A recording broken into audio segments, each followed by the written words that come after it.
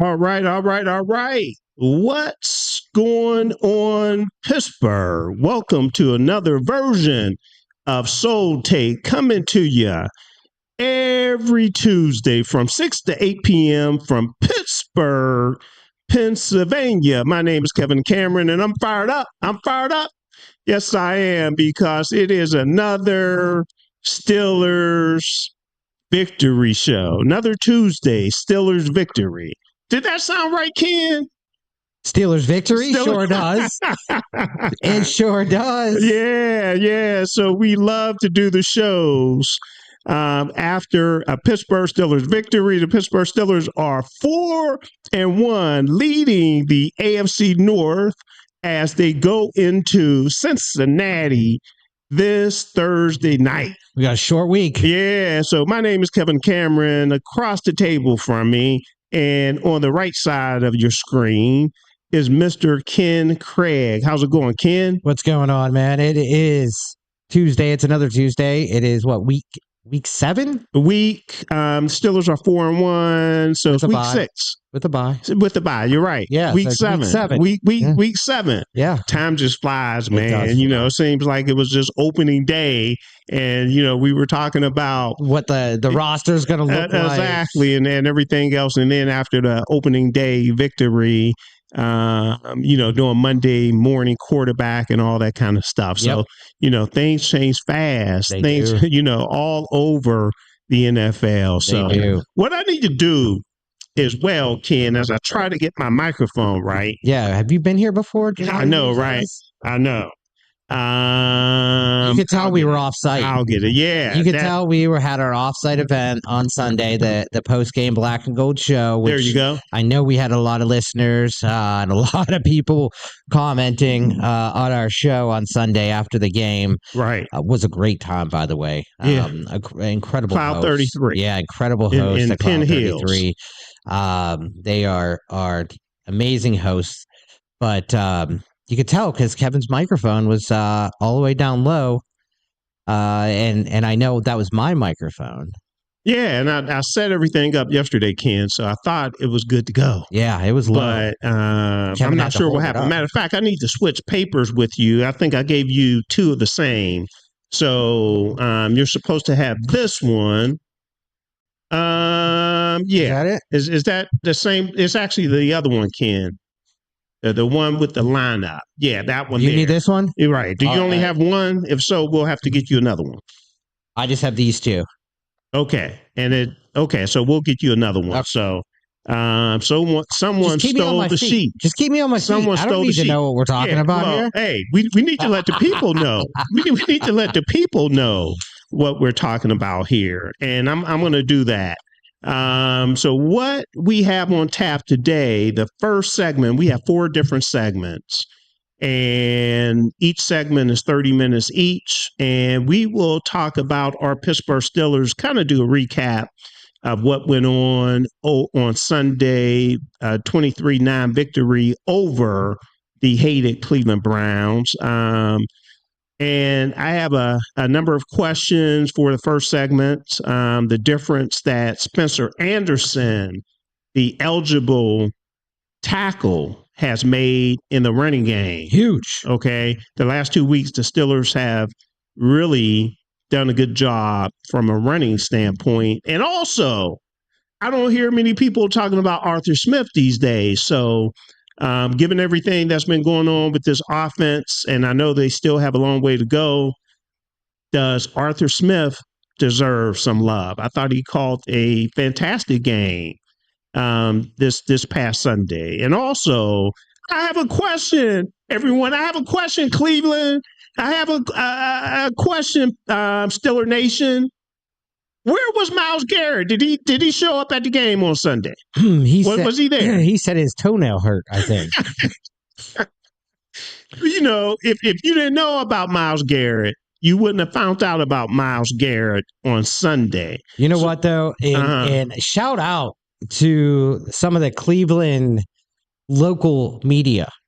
Okay. They didn't hold back on his no-show. Is that right? Sunday. Oh, no. Okay. They said we are not going to kiss his behind. Okay. But he was a no-show. And we'll talk about that, definitely. He's not worth $40 million. And then, it's only one game. That's what they said, not me. Okay, that's what they said, okay, not me. Yeah. Well, what do they know anyway? Exactly. Yeah, right. All right. So we'll also talk about the top 3 new Steelers so far, 5 games in. Who do you believe? And that's going to be the question of the day, because we always have a question of the day here on Soul Take. So the top 3 new Steelers 5 games in, who would your top 3 be? Okay, so it's a good question too. We'll start off with it in the first segment, and we'll carry it throughout the show as well.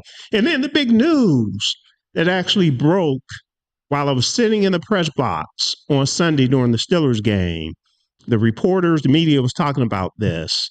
Penn State firing James Franklin. Big move for Penn State. Okay. They are. Ken, you're supposed to help me out here. We are? Is that what you're saying? I'm not we. Okay. I'm not, I see what you're doing there. See, I see what you're doing there. I'm not a Penn State guy, but right. We do want to hear from the Penn State fans. Let us know if you agree with Penn State firing James Franklin. Okay. Yeah. And we will have. I might move this around to the second segment because it's a big topic. Yeah, but we have our Super Bowl champ Darnell Dinkins coming on the second segment. Mm-hmm. Which is the 7 p.m. time frame. So I would like to hear his perspective on that. So I think what I'm going to do, everything that was slated for the second segment, I'm going to go ahead and bump down to the third segment. And just to give our listeners some additional context to why it's important that Darnell join us for that segment is, Darnell is, again, a Super Bowl winning tight end.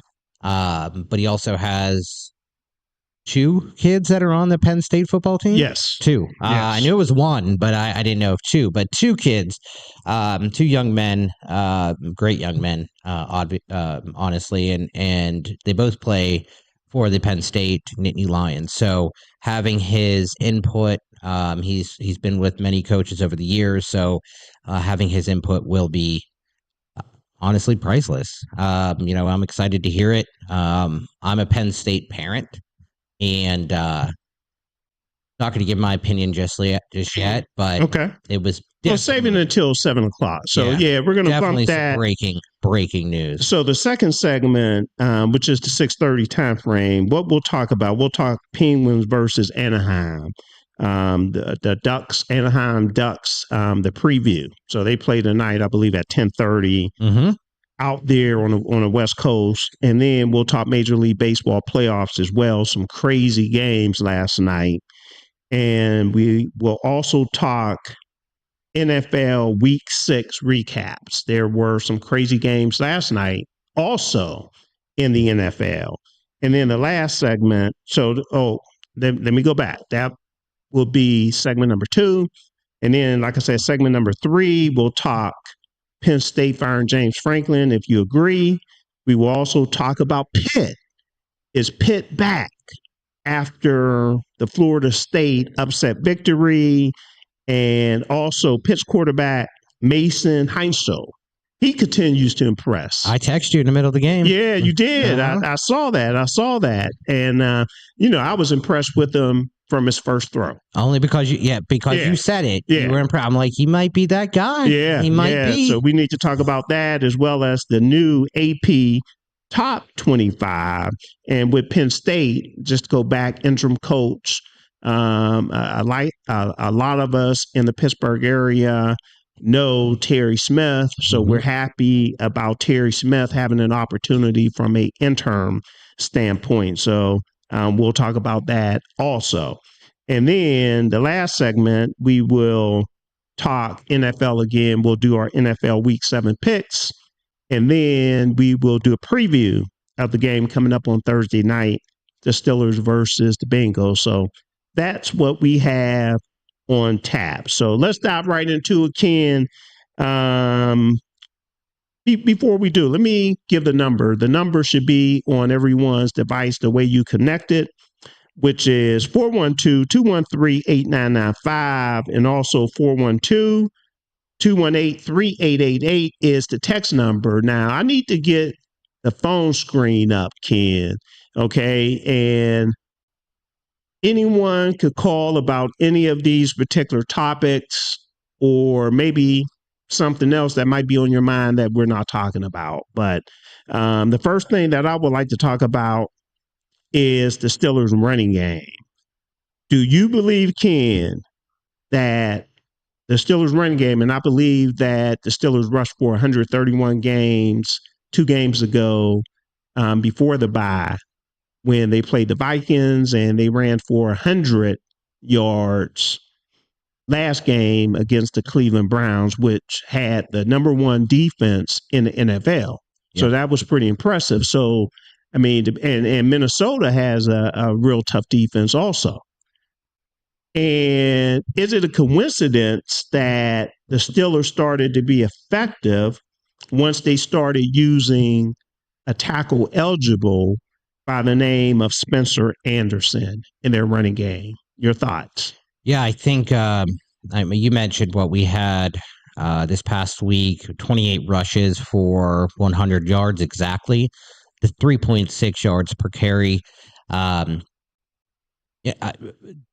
To be very, very honest with you, I didn't expect 100 yards. I did not expect us to get to 100 yards. I thought we ran very well against Minnesota. We introduced, the big boy, Mount Washington, and then we also introduced Anderson as well. I'm glad you mentioned Washington as well. Yeah, and having them,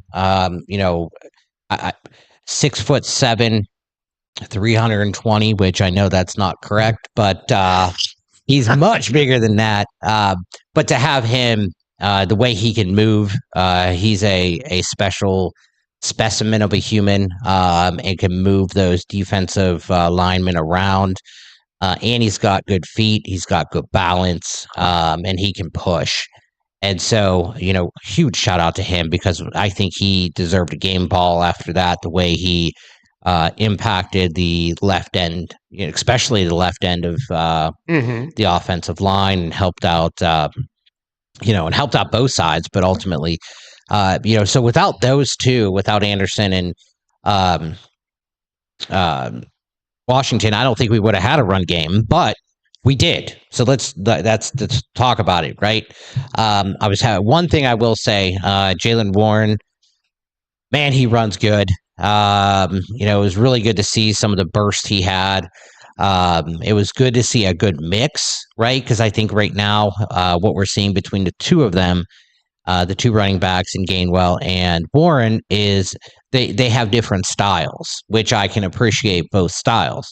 One thing I am getting a little bit more excited about, and I couldn't share it too much with Smoke and Jim, was Caleb Johnson getting a few more touches. Yeah, right? yeah. And I actually asked about that as well. Yeah, and so I did like to see he's getting touches. I know he only had what was it, like a few six carries, I think it was. Six carries, it was like 15 yards. 16 carries, 15 yards, had a long for 9 yards. Yep, but that 9-yard run was nice. He fell forward on it, right? And so he's someone that he's going to have to get touches, right, in order to get yards. And so, but with the other two, I think it was I think our offensive line won the trenches. I think that was on both running, the rush game and pass game. Definitely.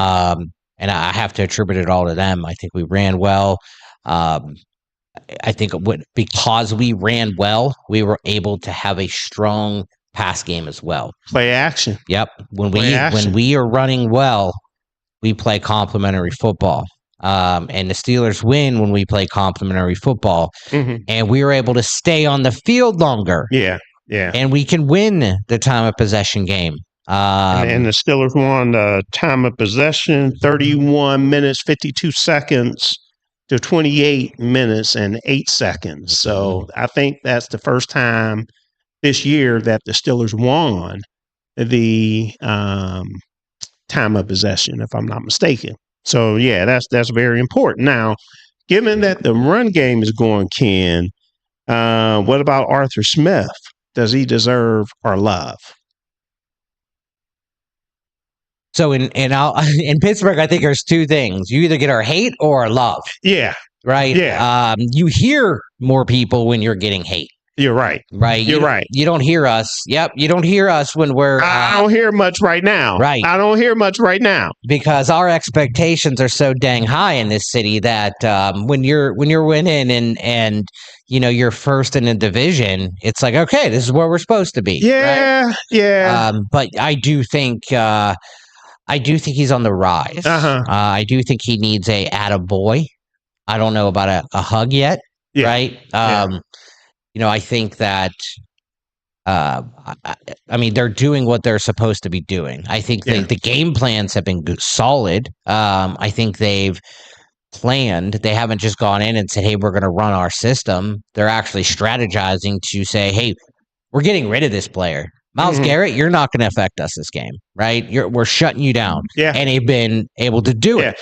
Well, I mean, if you take a look, I was impressed, from the first play. The first play, what did I see? I see DK Metcalf in the backfield. Mm-hmm. And I'm like, wow, okay, what's going on here? And then, they set it up to where the Browns were charging hard on for a run. And he had Aaron Rodgers do a semi rollout and throw the ball to Darnell Washington for a big game. That was big too. Okay. And just the way he's utilizing all the personnel and what people have to understand, there's been a lot of talk as of late. When are you going to get the ball to Frymouth, tight end? When are you going to get the ball more to Jonnu Smith? Right. You're paying Jonnu Smith. Well, really, you're paying both of them. Yeah, a lot of money. But to me, the most important thing is the W. I don't want him to try to get certain people the ball and we're losing. Well, and I think to that point, I'm just going to bring up one name, and that's George Pickens. And I was thinking that. Yeah, and I think that's key as to why I recognize George Pickens as probably one of the best talented wide receivers in the league. I completely understand that. Where we are as an organization, we knew that we had to almost give up this incredible receiver because where we were going, we couldn't focus on just getting a player the ball. Yeah. Well, I mean, with George Pickens, I said it last year, you did want to try to give him as many targets as possible, 10 targets, I thought. If I'm the offense coordinator, I'm going to try to get him the ball 10 times a game. Right. However, the most important thing is winning. A lot of times last year, we started off pretty good. I think we were 10-3 at one particular time. But my point is, as long as we're winning, that's more important than, Jonnu Smith is making X amount of dollars and his catches, receptions are limited. We should focus in on, is this offense winning? Because he's playing a role. Every game presents a different opportunity, right? Last game, the focus was more on Darnell Washington. And he's basically a matchup nightmare every game. Yeah. But the bottom line is, what is the game plan? There might be a game plan for Jonnu Smith 1 week or Frymouth another week, so on and so forth. But back to Arthur Smith, I believe that he does deserve some love because I think he's utilizing personnel. The last game against Cleveland, he utilized 3 different running backs, and I think we talked about that to a certain extent. So Jalen Warren, Gainwell, and Johnson. Yep. Utilize those 3, and also had Jonnu Smith. Yeah. Run the ball with the end around. I think it was was that a run or it was pass? Yeah, it was like a sweep. I think is what you it's call a run. It. Right, yeah. One carry for 10 yards. And also he's utilizing Aaron Rodgers. A lot of people talk about he's 41 or 42 years old, will be 42 years old. But he still moves relatively well. Yeah, and I said this during the game, actually. Imagine if he was still the young Aaron Rodgers, right? We were, oh my goodness. Yeah. But you could tell, I mean, he's a 41-year-old quarterback, but he could still move in the pocket, right? He could still get out there. We don't want him doing that too often, but, just... I don't know. I guess the bootlegs. I don't know. Maneuvering in the pocket and everything else. And climbing up and everything. He's not the same, but he does enough. He does. Yeah. From that standpoint, being able to roll out, being able to maneuver in a pocket. So I mean, even that's good to see. The touchdown that he threw to Connor Hayward. Right. He was kind of scrambling on the right, on the move, thrown across his body. What more could you ask for? Right. You think Justin Fields could have done that? No. Okay. No. But there it is. The next thing, and we talked about this during the open. Where was Myles Garrett? And again, everyone, it's only one game. Okay, but this is a big game. And Ken, during the break, I'm gonna have to go in our control room and grab the media guide or publication, whatever it is, the handbook or the magazine. I guess it's the Steelers magazine. Okay. The game day magazine. Yeah. That's exactly what it is. Okay. When I walked into Acrisure Stadium and took my seat in the press box, I was surprised. I got 2 things. I got a terrible towel for fighting cancer, which is excellent, a specialized terrible towel. It's October, yeah. Okay, and a game day Steelers buck with TJ Watt on it. No way. Okay, so, and the reason I bring this up, every game there's a featured player, okay, on the game day program. Last home game, it was DK Metcalf. Why was DK Metcalf on the game day program? They play Seattle. Mm-hmm. That's his former team. Right. Why was TJ on it? There you go. Because they recognize, I don't care what any of them say over there on the South Side. Mm-hmm. They recognize it's not internal, but there's kind of like a sub competition between Myles Garrett and TJ Watt. Okay. And they feel as though TJ Watt is the man. I feel like TJ Watt is the man. If I was starting a team right now and I had to pick one defender to be on my linebacking group. Right. And I had first pick TJ Watt every time. There you go. And I say the same thing, but you have other people that say different, which is cool. But we just disagree with their opinion. We disagree. And he did not show up. And I have the stats right here as well. Let me see if I could find his name. Myles Garrett had 2 tackles. And they weren't even solo. And I think so. Did he jump on the pile? I think actually in going into the fourth quarter, because I wrote it down in the fourth quarter, he had 1 tackle going into the fourth quarter. Okay. So that second one must have come at the very end. Like I said, he must have jumped on the pile somewhere. Yeah. He was probably pushed on the pile. Something, or was it the kneel down at the end of That's probably what it was. He probably touched him first. Yeah, did they give him credit for the kneel down? He probably touched him first. So, yeah, he don't get me wrong, everybody. I still believe that Myles Garrett is a beast. Yeah. He's a bad boy. These things happen where, you disappear. TJ Watt struggled the last 5 games of the regular season last year and the postseason. I'm definitely aware of that. Myles Garrett did it a couple years before that. It happens. So you get into your slumps. Yeah. You get into your slumps, but I don't like people to try to make it seem like it's just TJ Watt that gets into a slump or have a bad game. No, and they're players, right? They're dealing with triple teams, double teams all game. Myles Garrett did the same thing. There's going to be games where they disappear. Right, it happens. Right, that's why you build around them as well, and that's why we have Harmon, right, who balled out again, who continuously every game gets a little bit better. Hayward did awesome, and someone I would give a game ball to today, Nick Herbig. Definitely, he definitely balled out. Hands down, definitely balled out. Now, given that we're talking about what happened during the game, let's take the first 5 games, okay? And the first 5 games of this year, what top 3 new Steelers? Okay, who are the top 3, I should say? Well, who are they? I mean, there's DK, right? Okay. Jonnu.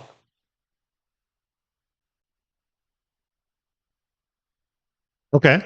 And the dog. Ramsey. Jalen Ramsey. Okay. Wow.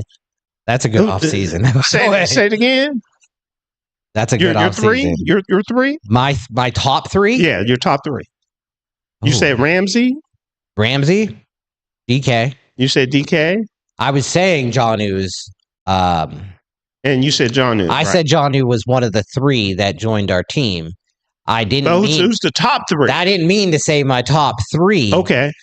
But...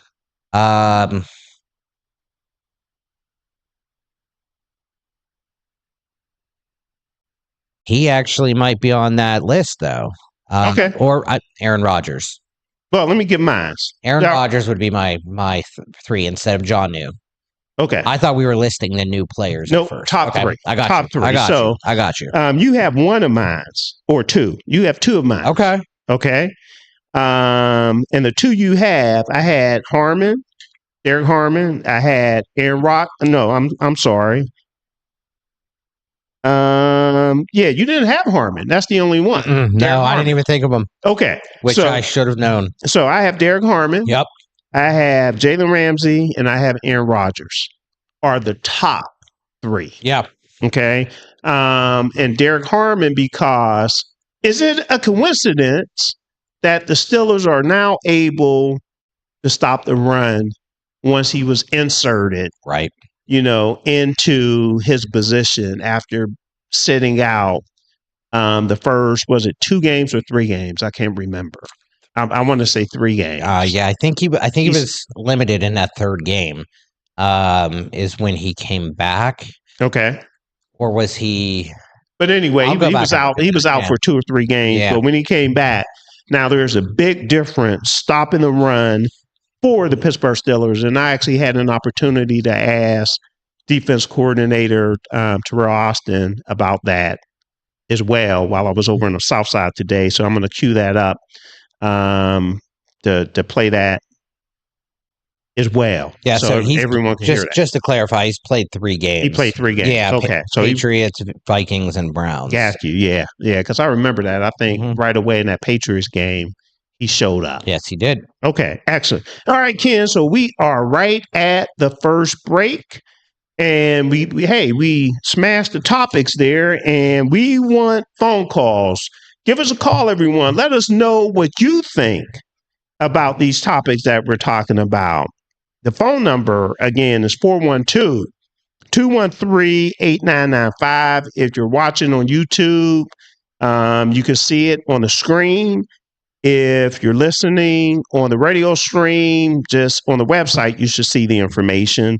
Also, the text number is 412-218-3888. And we will take our first break. Before we take our first break, Ken, you talked about the Black and Gold show, that the post-game show from Sunday. And did you all give away game balls? We did. Yeah, we sure did give away game balls. I have my notes right here. How many did you all give away? Oh, goodness. Give away 3 each, I believe. Okay. Looking for a You know what? If you want to give that when we come back, Yeah. we can do that as well. I want to make sure I have my notes here, but I'm not sure if I have the correct ones here with me. But yeah, let's take our break and hopefully I have.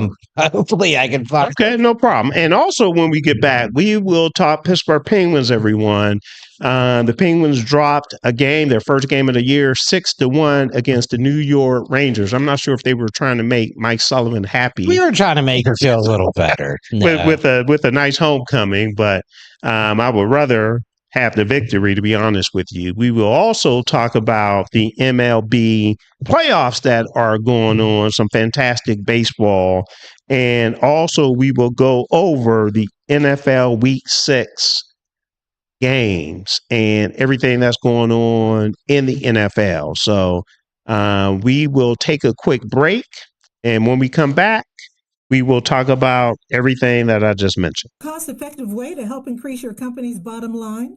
Look no further than Soul Pit Media. With our award-winning print, internet, podcast, and Soul Pit television options, we can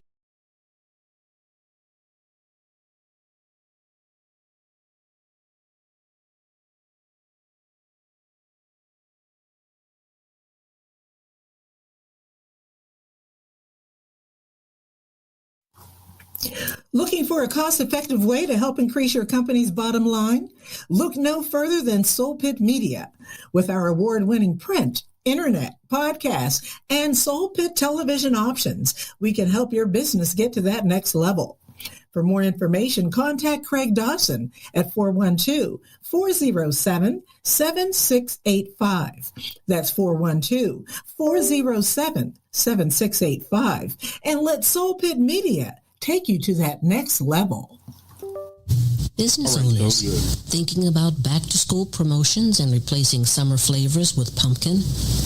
What about your taxes? Reduce your stress and tax liabilities by planning for tax time now with Cameron Professional Services Group. CPSG takes your goals, values, and visions to create a custom tax plan catered specifically to your business. We work closely with you to ensure that as your business grows and goals shift, so will your custom plan. Located in the Hill District in Pittsburgh, PA, CPSG is a CPA and consultant firm, providing services in accounting, auditing, tax planning and preparation, community development, and operational management. Call Cameron Professional Services Group today at 412-251-0607. Have you had the Beat by Niche experience? Beat by Niche is one of the top makeup artists in the city of Pittsburgh.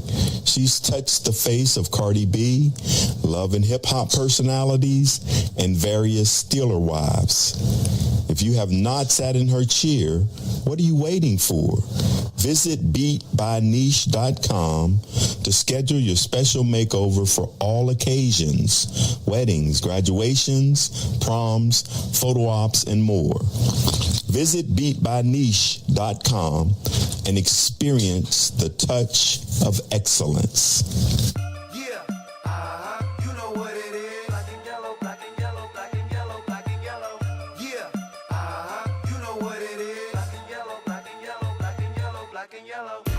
All right, we are back. This is Soul Take on Pittsburgh's DSEN. You are at the right place to find out what is going on in the city of Pittsburgh from a sports perspective, as well as hot and major topics. And as we mentioned during the open, we love doing the show after a Pittsburgh Steelers victory. Our boys got it done on Sunday, 23-9 over the hated Cleveland Browns. And one of the things that I liked about it, Ken,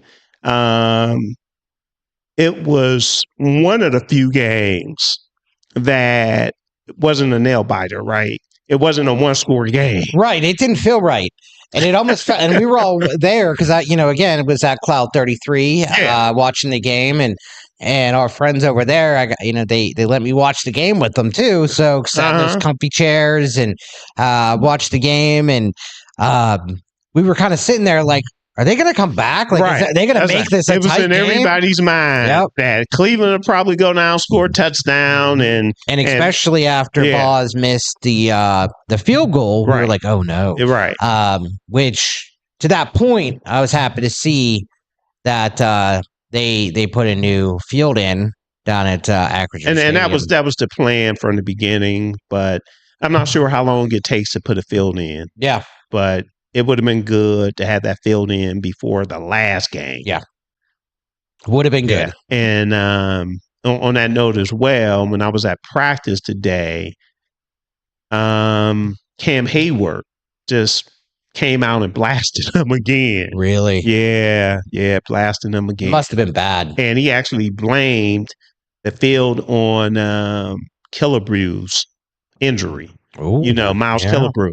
He's actually out for the year, from what I understand, with a knee injury. So that's just too bad. Thank goodness nothing happened to Boswell when he slipped. And I mentioned that in the post game it could have been that fast where we just lost our top scorer for the season, right? Yeah. And we rely on Boz, and we haven't needed to rely on him as much, but there's been games that he's been our only scorer. Right. And to lose him over, the field being so sandy and just torn apart would have been heartbreaking for us fans and the team. So I'm glad that didn't happen. But, we need to make sure it doesn't happen again. Definitely. All right, everyone. Again, the numbers to call in should be on your screen. Give us a call. Give us a text. We would love to hear from you. We would love to have you be a part of the conversation on Soul Take. All right. So can I sorry to interrupt real quick, but we did have one comment on our YouTube chat, and one comment about our topic that they said Arthur Smith is still predictable. He's still predictable. And Aaron Rodgers is the one making the plays. Okay. All right. Well, you got to at least give him credit for allowing Aaron Rodgers to make those plays, because something I didn't understand with Russell Wilson, he's a Super Bowl champ, he's a veteran, and there were rumors that he wasn't allowed to change the plays at the line of scrimmage. Right. So there you go. All right. So we got someone out there saying, no, Arthur Smith doesn't deserve the love yet, because he's still predictable. Okay. All right. So let's move on, Ken, and talk about our Pittsburgh Penguins facing the Anaheim Ducks today. Yep. Yeah. 10:30 p.m., right? Yeah. They're on a West Coast little trip now. They're going to be in Anaheim today. They'll be in LA Thursday, and then they'll be in San Jose on Saturday. So this is their like I said, their West Coast trip, and then they'll be back home Tuesday against Vancouver. Each one of their games this week. Today will be 10:30 puck drop. Thursday and Saturday will be 10 o'clock puck drop. Like you mentioned, we did lose the last game against the Rangers, 6-1. But it was a tough game. But on Saturday night against the Rangers, we had a rookie in the lineup. His name is Ben Kindle. He was our first round draft pick for the Penguins this year. We had 3 first round draft picks, but Ben Kindle was our first round draft pick. No, everyone was kind of mad about this draft pick, said we reached for him, whatever. Okay. But he's in the starting lineup. Okay. He's been playing pretty well. He belongs. Okay. I'll say that. Okay. He had his first goal against the Rangers. Okay. He was drafted 11th overall. He became the first player from the 2025 draft to score a goal in the NHL. Say that again. First player. Yep, Ben Kindle. He was the first player from that draft class. Yep. The whole draft class. To score a goal in the NHL. He's 18 years old and 175 days. He became the fourth youngest player to score a goal for the Penguins in franchise history. And he scored that goal when? Saturday against the Rangers. Yeah. Okay. But we lost. That was the only score. That was the only goal. Yeah. Okay. Yeah, that game got away from them. They didn't look. First period was okay. We were in it. Then after that, it just went downhill. And again, I mentioned that former head coach Mike Sullivan brought his team in. Mm-hmm. How was the reception? Fantastic. Shout out to the Penguins organization for putting together a thank you video for Mike Sullivan. They provided, it was a good, a 2-minute kind of highlight reel of Mike Sullivan and when he came into the organization, his Stanley Cup wins. Okay. And he had a standing ovation as well.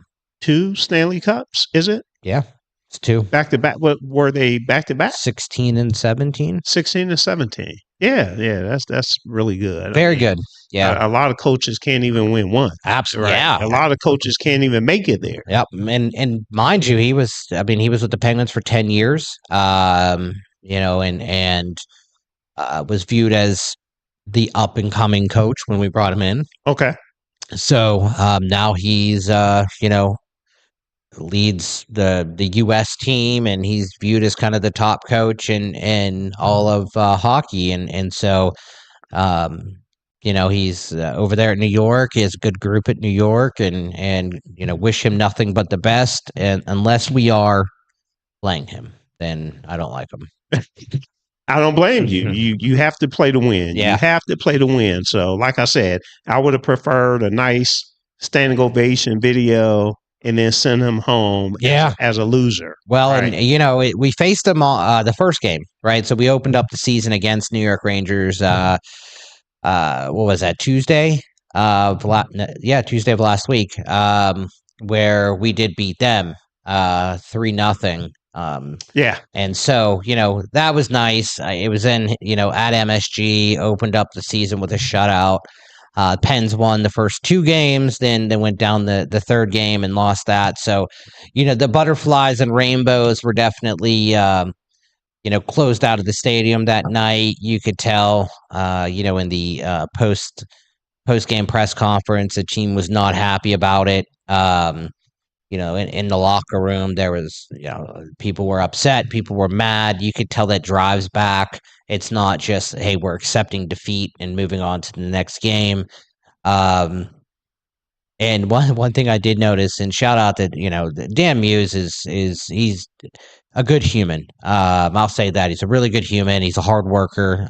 He's known to be in the, at the practice facility before the sun comes up and doesn't leave till the sun goes down, right? It's been said about him from multiple sources, but you could tell he was a little disheveled after the game as well. Like he had thrown some stuff around or something, but it's good to get this early adversity out of the way.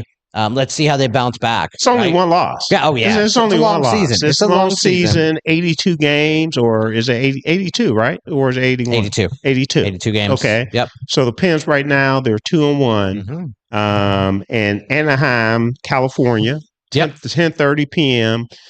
Who's in goalie tonight? Yeah, they haven't sent out the actual lineup yet, so we have not received it for sure. Who's going to be in net just yet? However, let me check my notes here, and because I think I have the prediction for tonight.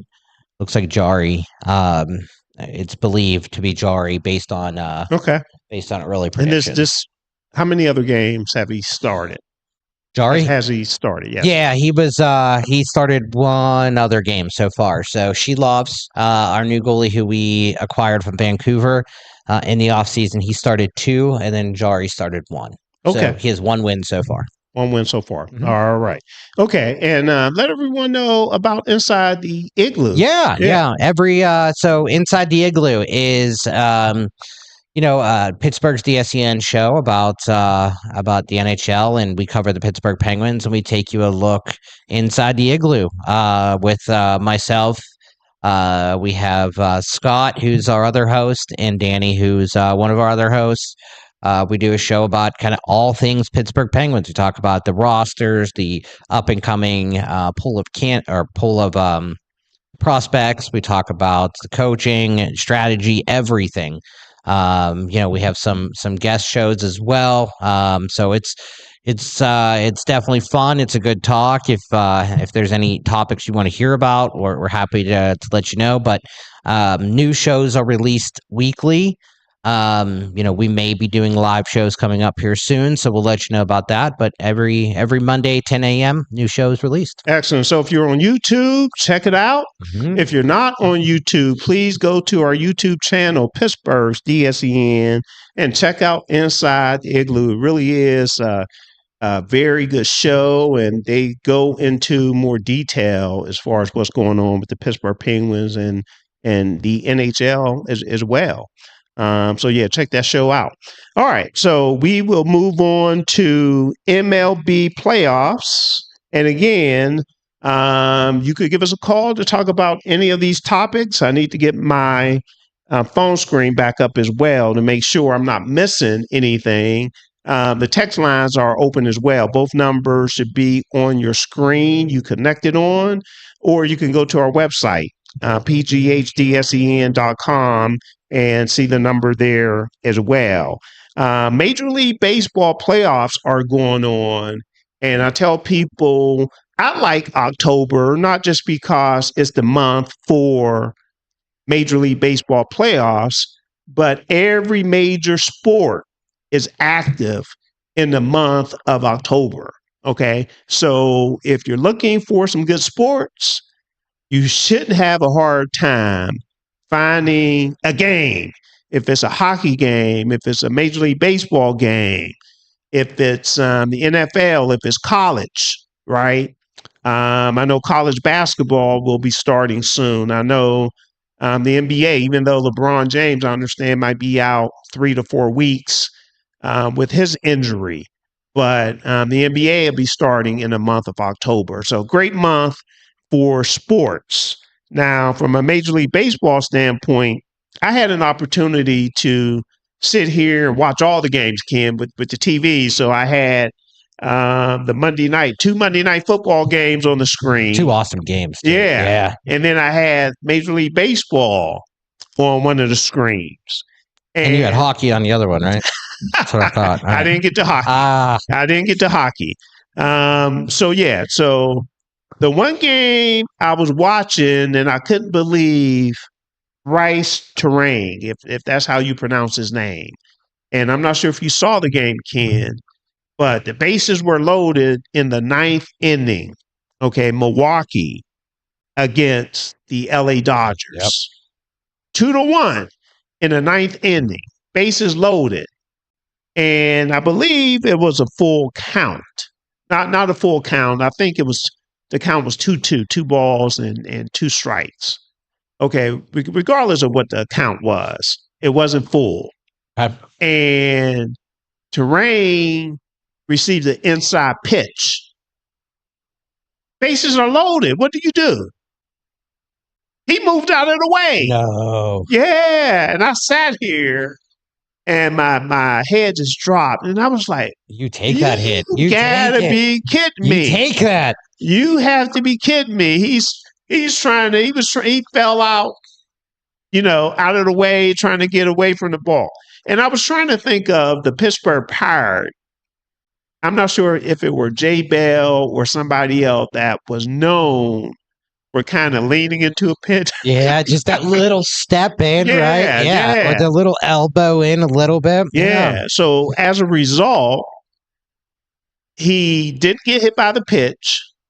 He ended up striking out, and Milwaukee ended up losing the game 2-1 against the Dodgers. He was he's a pitcher, right? Who? Terrain. No. He was the batter. No, but is he a pitcher? No, keep in mind, pitchers don't bat anymore because that's right. Yeah, of the DL. Yeah, you would think maybe he was a pitcher. You were talking Bryce Terang. Sorry. I was looking at never mind. Was looking at completely different name on here from the Dodgers. Okay, all right, my fault. I was going to say if you're the pitcher in that situation, I mean, even if they were batting, they don't bat anymore, but. That's your opportunity to do right. And just take one for the team. You got to take one, but he actually, I believe he said that, and I can understand that too. His natural instincts was to jump out of the way. Wow, he went 4 at bats, no hits. Yeah, what are his natural instincts? Jump out of the way. I mean, you have to pay attention to detail. Mm-hmm. Okay, there are times where you jump out of the way. But if the bases are loaded, you got to have in the back of my mind.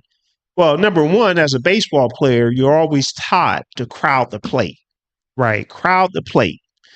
You don't want to give that pitcher any room. And if you get an inside pitch, if it could hit you, you want it to hit you. So we'll see what happens. The Dodgers actually went up 1-0 in games. So we'll see what happens moving forward. The other game, the Seattle Mariners beat the Toronto Blue Jays 10-3. And it was one particular game, and I'm trying to see which game it was, Ken. I'm not sure if you saw this, where it was a crazy play. I want to say it was that same game, but I could be wrong. The Brewers and Dodgers? Yeah. What was the play? Where the ball was hit to center field, and the center fielder went back to try to catch it, and it hit off his glove. It hit the wall, and he ended up catching it off the wall. Okay, so if it hits the wall, now it's not a fly ball out. Right. Okay. But I'm trying to explain it as best as possible. If I could put us there. Yeah. So the base runners didn't understand what was going on. They couldn't tell if he caught the ball or if it hit the wall. Right. So they didn't go anywhere. So the team ended up getting a double play. Oh no. So the outfielder, the cutoff man, whoever it was, threw the ball to home. Because it was a forced play, the guy had to come to home.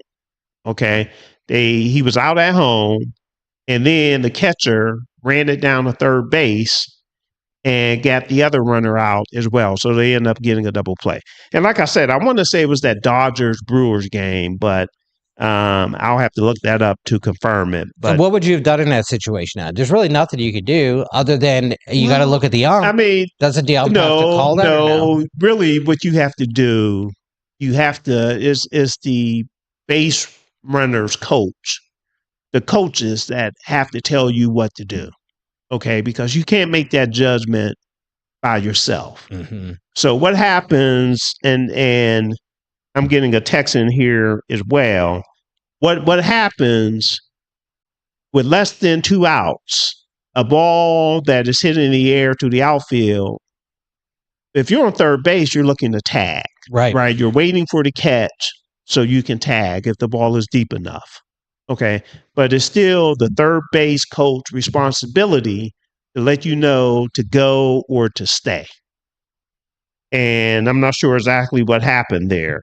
Let me see. I got a text in from Yolanda. Thanks a lot, Yolanda, for the text.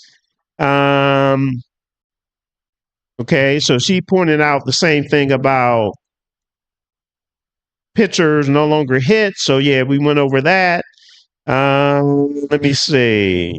Yeah, it looks like Frelick caught the ball off the deflection of the wall. What team was it? It was the Brewers. The Brewers, okay. Yeah, it was the Brewers in the Dodgers game. And then Brewers center fielder made a near catch, and then chaos ensued. This was written by Jordan Bestain of the on MLB.com. But it looked like, it was fourth inning of the Milwaukee's 2-1 loss.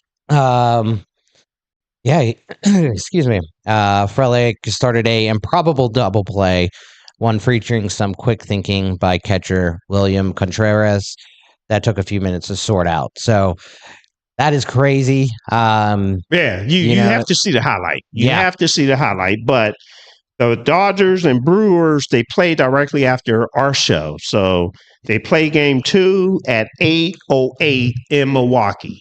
Okay, so Milwaukee has an opportunity to, try to even up that particular series. Yep. Now, the other series, as I indicated, is Seattle and Toronto. And right now, Seattle leads the series 2-0. And their next game is actually on Wednesday. And that game is at 8:08 as well. And that game is in Seattle. So that's what's going on, everyone. Hey, it's some real good baseball going on. So if you have an opportunity to check any of these games, you should definitely do so. The winners of both of those series move on to the World Series. Okay. Check those games out. Now let's move on, Ken, to the NFL Week 6. And if we need to take this into segment 3, we'll go ahead and take that into segment 3 as well. I'm going to be honest with you. I'm watching this highlight from the Brewers and LA game, and I don't know what's going on. I'm like, that was crazy. It's crazy. If you're out there, go check that out because that is a wild, wild play. Yeah. All right. Yeah, hopefully I explained it well enough. You did. Okay. You did. Yeah, okay, absolutely. Good. So NFL, and we said that was NFL Week 7. We're going into week 7. It was week 6. It was week 6. Yeah. Okay. Yeah. So let's start off with the Monday night games. Yeah. That happened last night. 2 good games. Yeah, 2 good games. Mm-hmm. And do you like the 2 games on Monday night? Let's start there. You know what, I do, but I think I mentioned it before that I think what the NFL should do, they're so money hungry. Right? They probably won't do it now. I always thought before they started doing this, because they were doing, one doubleheader at the beginning of the year. Mm-hmm. And I was saying, since Thursday games are normally so horrible, and players don't like to play Thursday, just have a doubleheader on Monday. You still make the same amount of money. Yeah, but they lose that one day of the week. No. Well, yeah, they do, but you got a doubleheader, you make it up on Monday. Yeah, yeah. And they want to own the fall. Yeah, but they say safety is number 1. Oh, is it, Kevin? That's what they say. Is it, Kevin? That's what they say. How was the field on Saturday? Yeah, exactly. Okay. Exactly. Okay. And that's why I say that's what they say. Great games on Monday night. We had the Falcons and Bills played in Atlanta, where Jeezy played at halftime. And then the Commanders and Bills. A lot of people don't know who Jeezy is. Okay. Explain Jeezy. He's a rapper, hip-hop artist. Okay. Also known as Young Jeezy. Young Jeezy. But he grew up, and now he's just Jeezy. Okay, cool.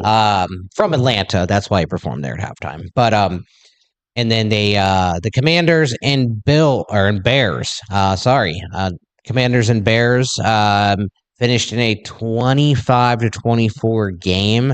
Bears won in the final seconds of the game with a field goal to take the Bears to a 3-2 record. The Commanders are now 3-3. And we're going to carry this over to segment 3 because we need to get our Super Bowl champ Darnell Dinkins on. Yeah. One thing I will say about that Washington Commanders game, I sat here and I cringed because Washington, Jaden Daniels had the ball driving downfield with, I think, a 2-point lead, if I'm not mistaken. Yeah, and with a 2-point lead. A little over 2 minutes left in the game. Somewhere around 3 minutes left. They had inclement weather. Yeah, it was raining. It was like a consistent rain, like a drizzle. Yeah, they fumbled the ball to give it back to Chicago.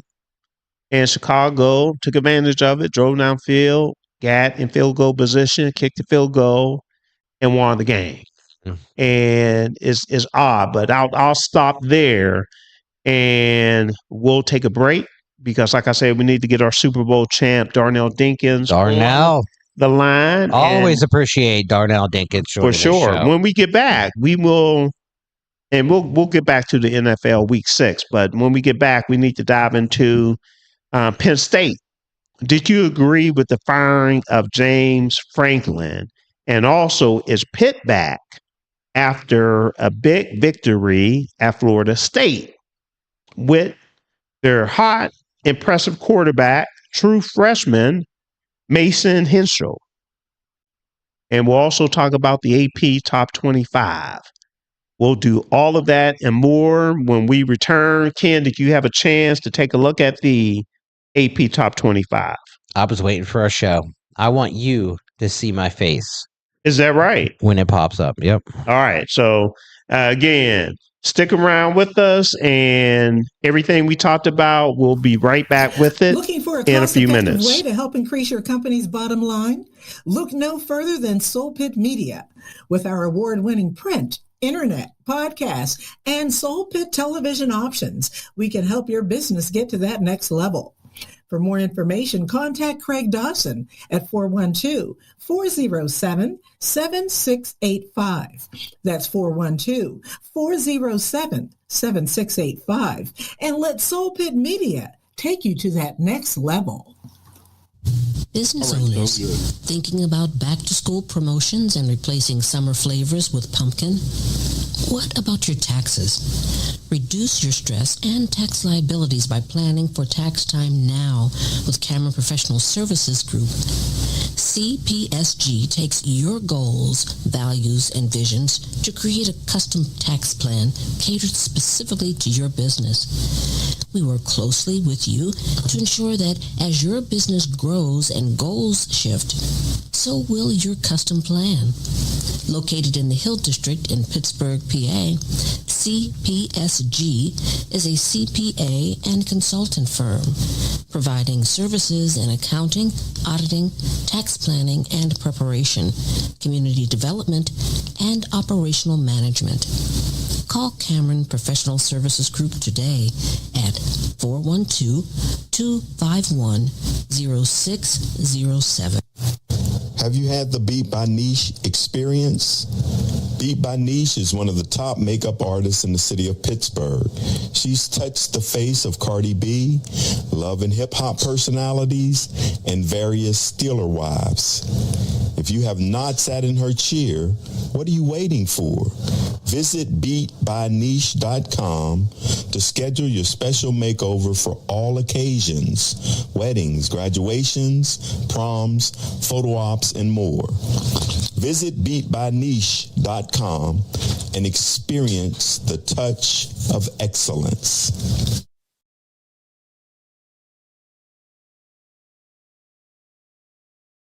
Pittsburgh, it's an old school party. Yes, each Saturday we throw it back with some of the best old school music, funk, R&B, old school, rap, hip hop, and all the jams that make you move and dance. Yes, check it out. Each Saturday, right here on Pittsburgh's DSEN. All the old school jams, 6 to 11 p.m.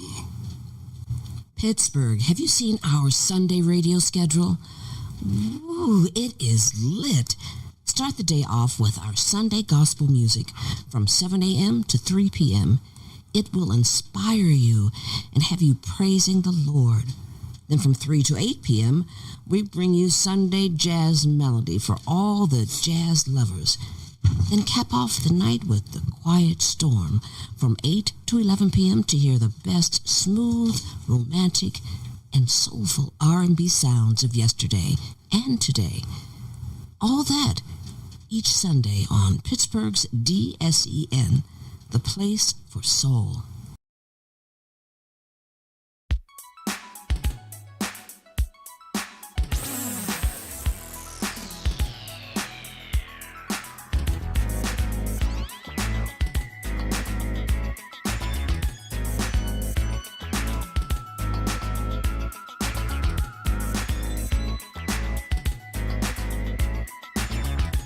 All right, welcome back, everyone. This is Soul Take on Pittsburgh's DSEN. My name is Kevin Cameron, and across the table from me is Mr. Ken Craig, and joining us on the phone is Mr.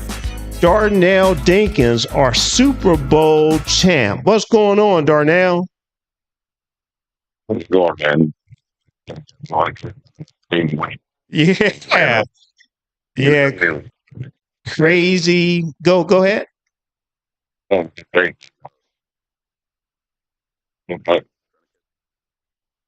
Got you. And hey, we might as well just start off right away. Okay, with the big news. As I mentioned, I was at the Steeler game covering that on Sunday, and I had the news maybe 10 minutes before everybody else had the news that the main source from Penn State was reporting that James Franklin was being let go at Penn State. So a lot of people were, I guess, and they didn't believe it. They, with so much of clickbait going around these days and people breaking into accounts and all that kind of stuff, they didn't know if they should believe it. But since it came from that source, they felt as though it was golden, and it was golden. So, where were you, Darnell, when you got the news? I got an alert. Like, I think, man, when you go like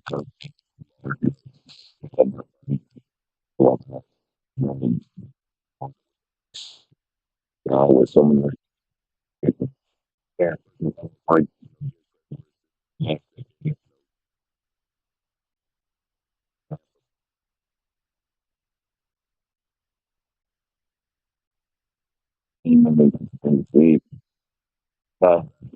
even all with every meeting and everything, you don't know again the games that matter.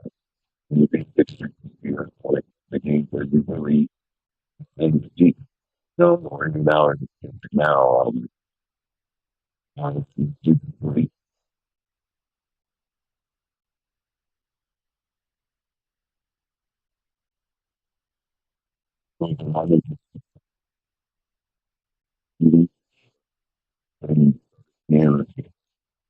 Indiana.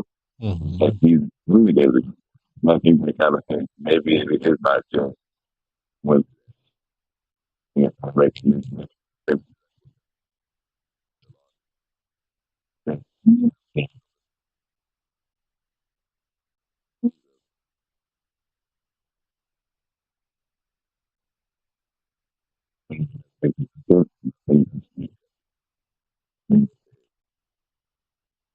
Okay, That's a really, really good point that you just made. Was that seeing the recent success of Frank Signetti at the University of Indiana, and seeing him, win against teams like Oregon, and beat some of these, Illinois completely blew them out.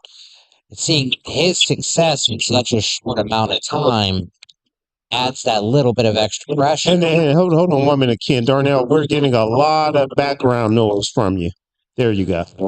That's a lot better. Yeah. A lot better. So just seeing that recent success, right? I mean, that is that adds that extra bit of pressure, and that decision making probably was a little bit clearer. So I think Indiana block France. Where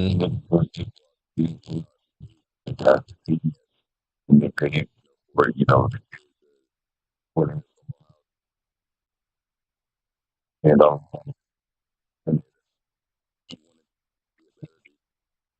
yeah. The game defense is going to do and just the game and then late in the system. Okay, hey, let me interrupt you 1 minute, Darnell, because we're getting feedback that you're not clear. You're not coming through clear. Okay.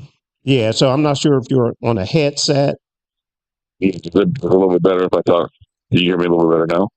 We can hear you fine. The people on YouTube and the radio stream said that they couldn't hear you. So let's try it, and I'll have my wife Francine, who's on the board. She'll let me know if you're clear now. So you can go ahead and pick up from what you were saying. At the end of the day, when Penn State goes out and it's all decent plays and a team like Indiana or to make away with the players of the team, and get really make an office and an athletic director say we need to make a change because we have one of the players and what is going on with the generation. If you look at the MLB play, being backup players and going to read with 40 games late. So, you start questioning, like, what are we doing in terms of the game? We can't really put teams away. Like, Indiana put Illinois away, like you said. So, I think making a change can only be good. Like, it was great for UCLA. And time will tell. It always does. So, you have two sons on the team, Darnell, and the names again? That's a little thinking of 16. And then Colin thinks. Okay, and what kind of sense or how are they feeling about everything? Because normally when these things happen, it could go one or two ways. Either, the team gets lost or they get really motivated to try to turn things around. They both been going into this year. They were ranked into 3 the year off. And they had all the expectations over college. Okay. Now in the next week, you lose your starting quarterback. You're supposed to be the guy, and so it's like almost like volleyball. It's always about and how to play them for anywhere. And one minute, Darnell, let me interrupt you again. We're being told that the audio is still not clear. So I'm going to try to make a couple adjustments on the audio. If we continue to have a problem, I'll just have you call the main line if we continue to have the problem.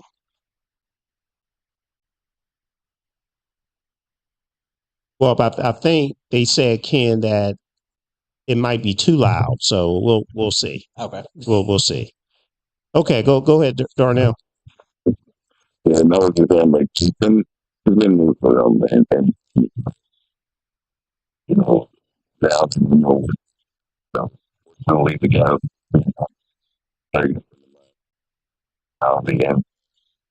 The coach, they case. And see what happens. This week they can get a time. Like you said, where they can go the game, and all they can do is on and show how to make them. You look at the way the season laid out. You still have Ohio State and Indiana on your schedule. So if you are the team that more you can win games, you come back and long time. Okay, so that Indiana game now looks pretty good as a comeback game for a team like Penn State to, I don't want to say save their season, but maybe save that. Totally let's not no bones about it. You're 3-3. It's just 6 games when everybody thought you were 6-0 and coasting, and really now you're trying to pull out the defibrillator and then revive your season. And I wouldn't even say 6-0 and coasting. I think most people could understand them losing to Oregon, even though that's you had them at home. So it was you were favored. I think Penn State favored in that game. Mm-hmm. Absolutely, they were favored by 3. 3, yeah. I was going to say it was very tough. And in the whiteout game, playing the last game, So I'm being told the audio's good now. So hopefully we'll be good moving I'm forward. taking credit for that, even though I probably didn't do anything. Maybe we can make it happen. So, one of the questions I have here is, do you agree with Penn State firing James Franklin? And we're still getting a lot of background noise now. Burnout. Yeah. All right. So one of the questions was, do you agree with Penn State firing James Franklin? And I'll go ahead and answer the question from my perspective. And I've been torn. I've been torn with this particular question as well. From a money standpoint, I don't believe in paying anyone close to $50 million for not doing their work, what they're supposed to be doing. So, well, in that aspect, like $1 million contract, back to my home, and they can get by three, you got your locker, get it with agent. Sure, we're going to pay somebody $50 million to get out of a contract, and you must really want them out of that contract. I would say.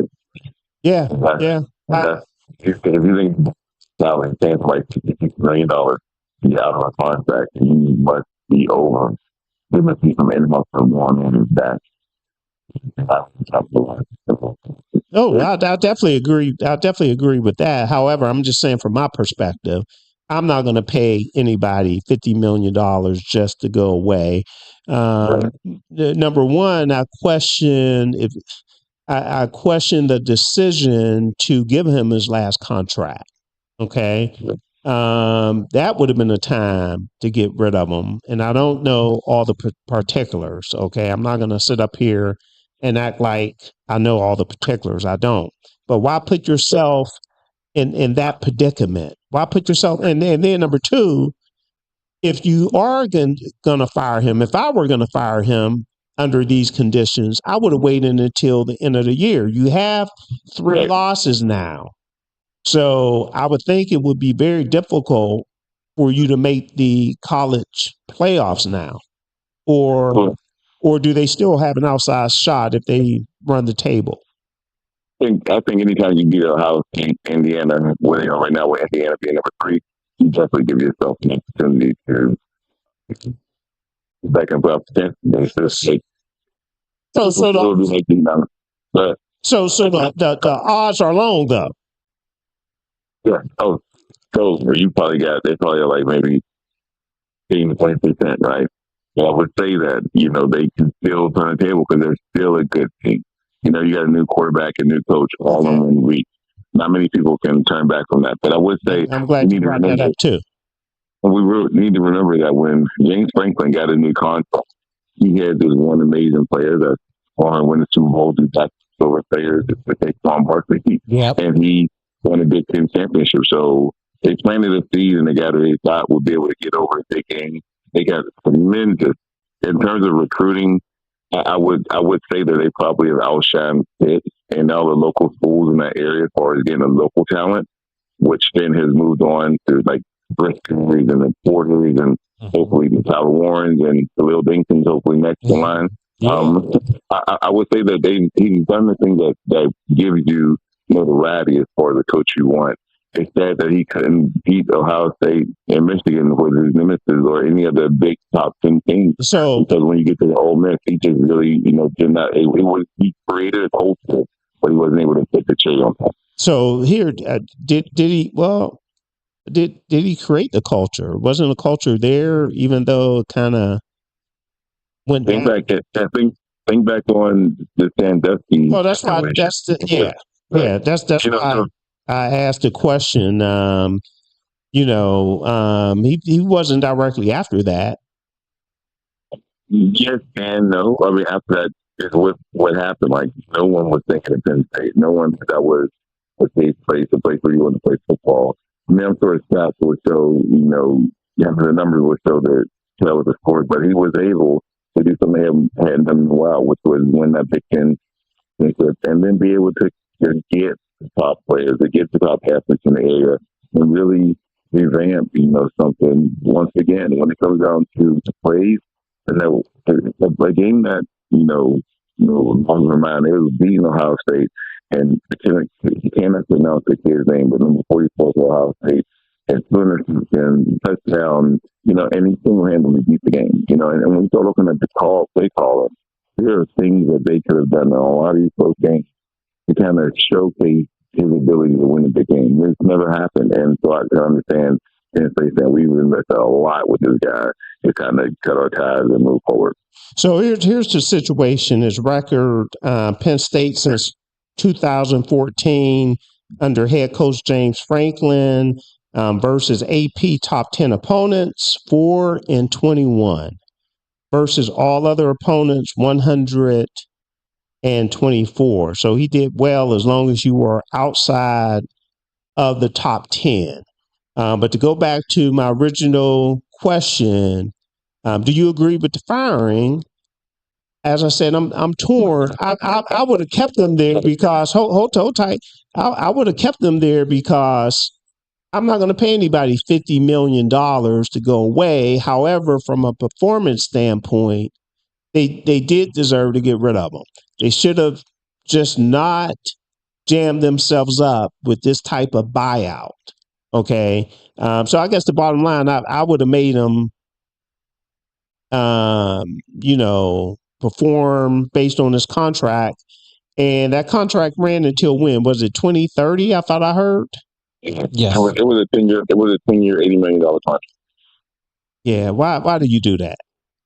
So I would say based upon who he is and what he's done for the program, I would have let him finish the season.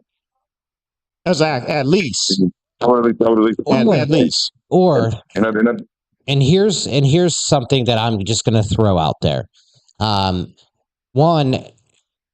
we know that, the Happy Valley is a small community. I guess what's coming out a little bit now, and it's coming out in the weeds, is that, Coach Franklin wasn't as attuned or wasn't as present in the community as they would have liked, right? And so, yeah, and I've heard this time and time again. It's a small area up there. Paterno lived there for how many years? And he was always around, right? And so, like 105 years. Yeah.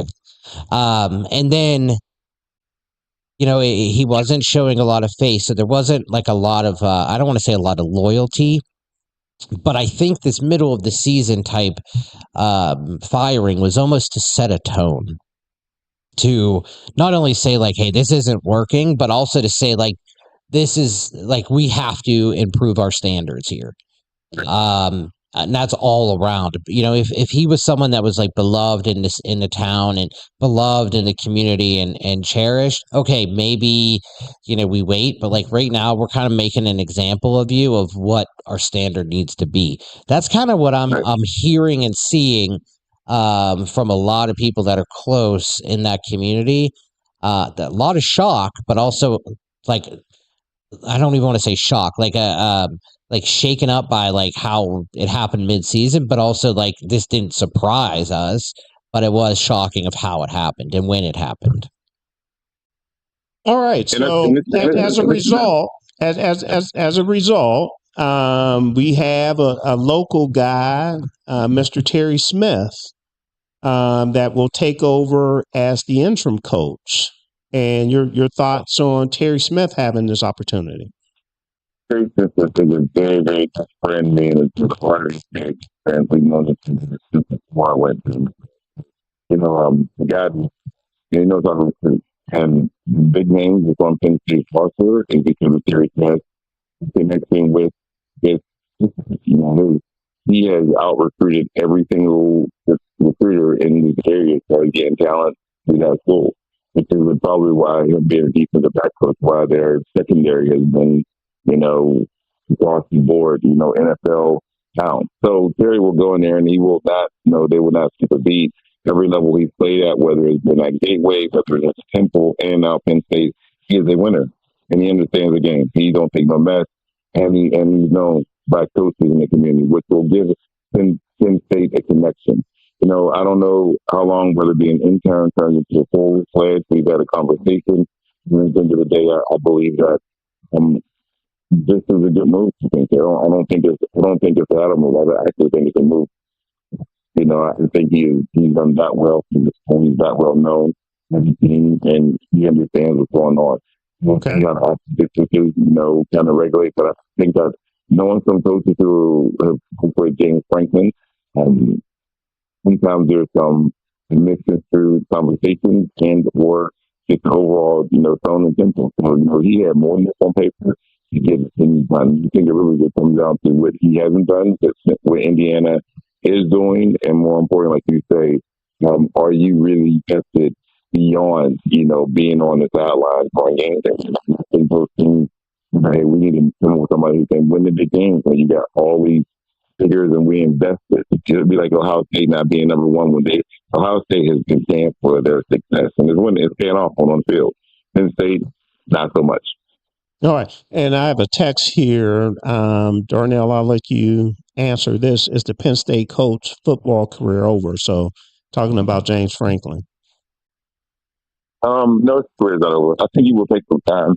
I mean, he got a nice payday with stepping down, so I think he'll take some time. But I think any program who's looking for a guy who, when you look at records, he may not have won the big games, but he still didn't lose.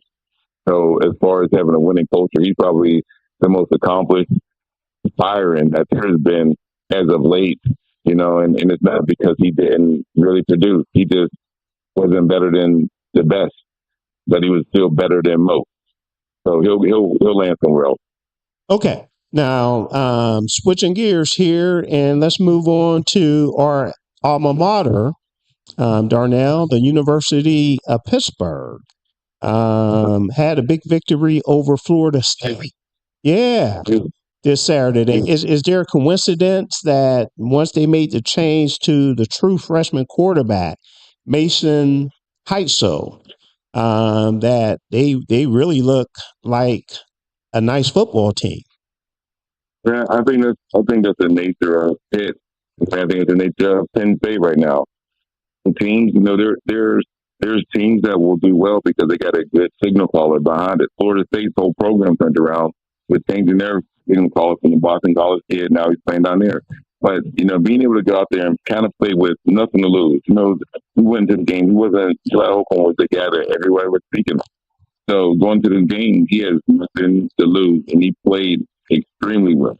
When you look at some of the opportunities that he had and some of the things, he was 21 for 29, 321 yards. He had 2 interceptions, but once again, it didn't hurt him to the team, but it lost. And the team overall did what they needed to do. Castellanos has been a little bit banged up, but he still had 3 touchdowns. And you start looking at how Pitt has just pulled together. They're 4-2 now. They've lost the 2 games that they could easily, Louisville, they was at 17-0, and the same thing with West Virginia. So they are doing the things they need to right now. And in the ACC, they're putting together some really good games. And Reed's playing out of his mind. I think they got a chance to really, do some amazing things. You just need one guy to really set the tone, and that's what they found. Well, I'm glad that you mentioned Desmond Reed as well, because he's a big factor, with Pitt winning the last 2 games as well. By the way, Darnell, what kind of dog do you have? Sounds like your dog is. It sounds like your dog is trying to say something. Dogs, birds, all kind of stuff. So you have a zoo over there. Right. What kind of dog though? Pit bull. Pit bull. Wow. Of course you do. Of course you do. I love pit bulls so much. They are just perfect dogs. I can't mess with pit bulls, man. I love them. They're such good dogs. Well, you get one so people won't mess with you. I hear you. So Pitt will be traveling to Syracuse this Saturday at 7:30 p.m. And Penn State is going where? Where's the game for Penn State? Penn State plays against Iowa. At Iowa. Okay. And how's Iowa doing this year? 4-2. 4-2. They beat Wisconsin 30-0. they have a really, once again, Iowa is one of the teams that they're always strong. They're never great, but they're right in the middle of the Big Ten. They lose, they're really a step, not a couple notches below what Penn State kind of is. They have solid teams, solid players. Pretty consistent quarterback. They're more of a tight end type university, and they got some solid players. The key with them, once again, Penn State get their offense off the field. Penn State's defense show up and keep them their long third down. And real quick, does Terry Smith have an opportunity to keep the job, or do you think Penn State will go external? I think it all depends on how Nebraska and Indiana end up. Wow. If Indiana ends up winning out. Now tell people why you're saying that, Darnell. You got to let them know. Because right now Penn State is now kind of playing around with the Nebraska head coach and the Penn State and the Indiana head coach. So when you start looking at what do I need to do and looking at who's successful in the Big Ten right now, you look at Nebraska, you look at Indiana and some of the games that they play. So I think that they want to find, like anything, like when you look at the AFC North, you want to know, how do I replicate what the Steelers are doing? How do I replicate what the Ravens are doing? Because they are the tops in the league. And I'm glad you brought those two teams up as well, because I wanted to ask you earlier, who has a better opportunity to make the playoffs, Penn State or the Baltimore Ravens? I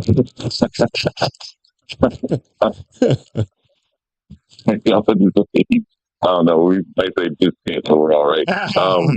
I think the Baltimore Ravens on this one, but you do. I do. All right. There's a chance they have enough games left where they can run it.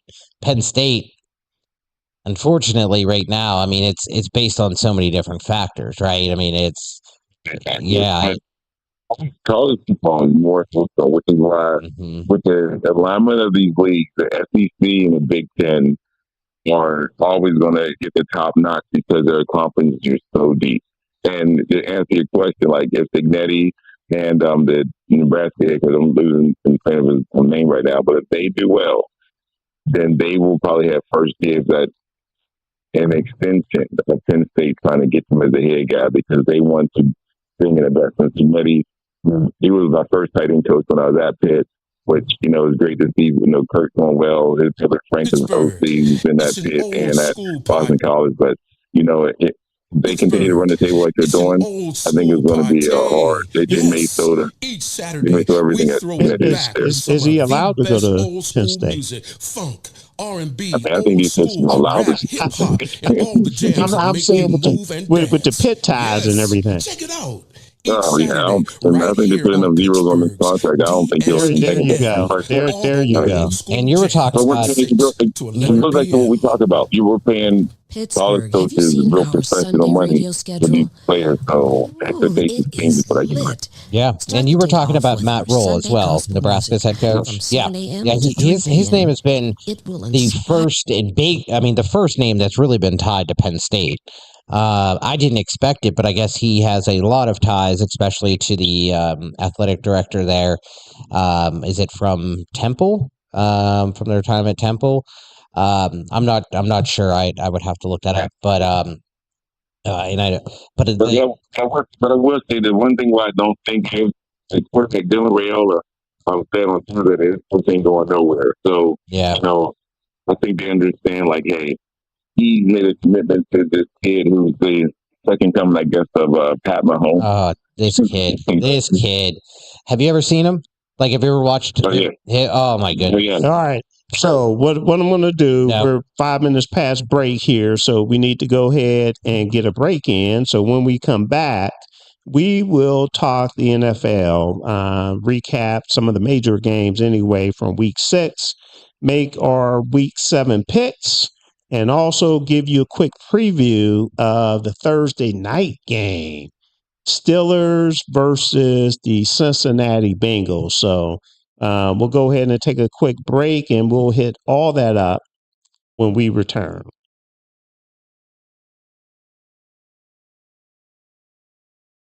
Pittsburgh Pittsburgh, it's an old school party. Yes, each Saturday we throw it back with some of the best old school music, funk, R&B, old school, rap, hip hop, and all the jams that make you move and dance. Yes, check it out. Each Saturday right here on Pittsburgh's DSEN. All the old school jams, 6 to 11 p.m. Pittsburgh, have you seen our Sunday radio schedule? Ooh, it is lit. Start the day off with our Sunday gospel music from 7 a.m. to 3 p.m. It will inspire you and have you praising the Lord. Then from 3 to 8 p.m., we bring you Sunday jazz melody for all the jazz lovers. Then cap off the night with the Quiet Storm from 8 to 11 p.m. to hear the best smooth, romantic, and soulful R&B sounds of yesterday and today. All that each Sunday on Pittsburgh's DSEN, the place for soul. Point, baby, do what I should, man. Point, baby, do what I could, man. Point, baby, do what I should, man. Point, baby, do what I could. All right, we are back. This is Soul Take on Pittsburgh's DSEN. My name is Kevin Cameron. Ken Craig is across the table. And we have our Super Bowl champ, Darnell Dinkins, on the phone. And we've been talking college ball. The firing of Penn State James Franklin, the interim coach Terry Smith, the local guy, has taken over. And we also talked about Pitt. Is Pitt back after the big victory over Florida State? And they have a brand new spanking quarterback, true freshman, Mason Heintschel. He continues to impress. And Darnell, I've been saying the first throw that I saw from this kid, okay, I was very impressed. And he has not disappointed me yet. He moves well within the pocket. He has good pocket management. He makes quick decisions. He gets rid of the ball fast. He looks like a leader out there in command of the offense. I'm just really impressed. I mean, he is going into Florida State, going to a place that's not easy to win at, and done exactly what was needed, and, for whatever it's worth, being able to make the decision when it's still capable of helping your season is the thing you can do, and I think that's what, Penn State, after losing to UCLA and Rick Neuheisel's time, offensive coordinator being part of it, you got to say, hey, you know what? I'm seeing people, in some dire straits make the right decision. Right. Let's make the same decision. And I think it will be great for Pitt. I mean, he's playing really solid football. And once again, getting first downs and touchdowns with quarterbacks. You're going to get first down, the team on the move, and then whatever, when you get close enough, you got to run it or put it right on your players. And he's been doing that, which is really good. Okay. Real quick, the AP top 20, I want to make sure, top 25, I should say, I want to get in. Ken, do you have that up? Mm-hmm. All right. What do we have? All right. We have the Ohio State as your top-ranked team. They're currently 6-0. Miami as second ranked 2, sorry. 5-0. We have Indiana moving up 4 spots, ranked 3. Congratulations to Indiana. Future Pittsburgh Steelers quarterback Fernando Mendoza. Ranked 4 is Texas A&M. They moved up a spot. They're at 6-0. And moving down 1 spot from 4 to 5 is Ole Miss, currently at 6-0. Alabama. And they play Georgia.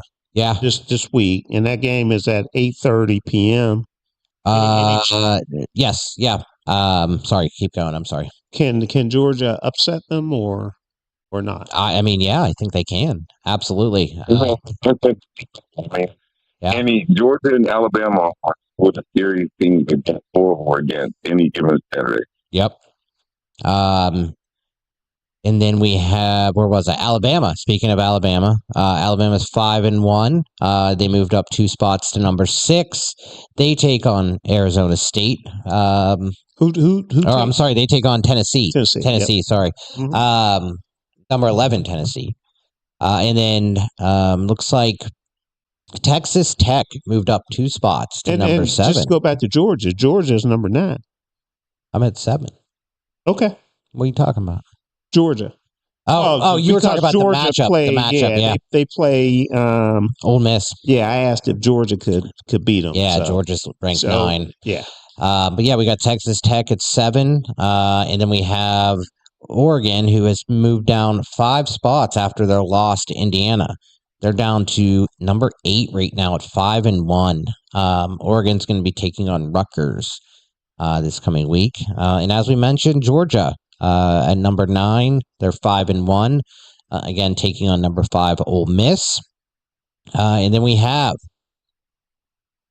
ranked number 10, LSU, 5-1. They'll be taking on number 17, Vanderbilt, this weekend. And then 11 is going to be Tennessee, right, taking on number 6, Alabama. We got some fun games, some big games this weekend. And you can say Vanderbilt 17, the only loss they got is to Alabama. Mm-hmm. You know, which is so like you never really know what's going to happen in these games. Vanderbilt took a lot of points this year. You know, and LSU has really struggled. So I think you're going to see Vanderbilt pull away with a win against LSU this week. Ooh, I like that prediction. So you say 17 Vanderbilt beats 10 LSU. Got you. All right, so let's move on to the NFL week. 6 games, I believe we said, Ken. Yeah. So we started off by talking about those Monday night games last night, the Bears and Commanders, and the Bears won 25-24 with a walk-off field goal. The other game, Atlanta against Buffalo. Atlanta played a real good game. They did. Yeah. What'd you say, Darnell?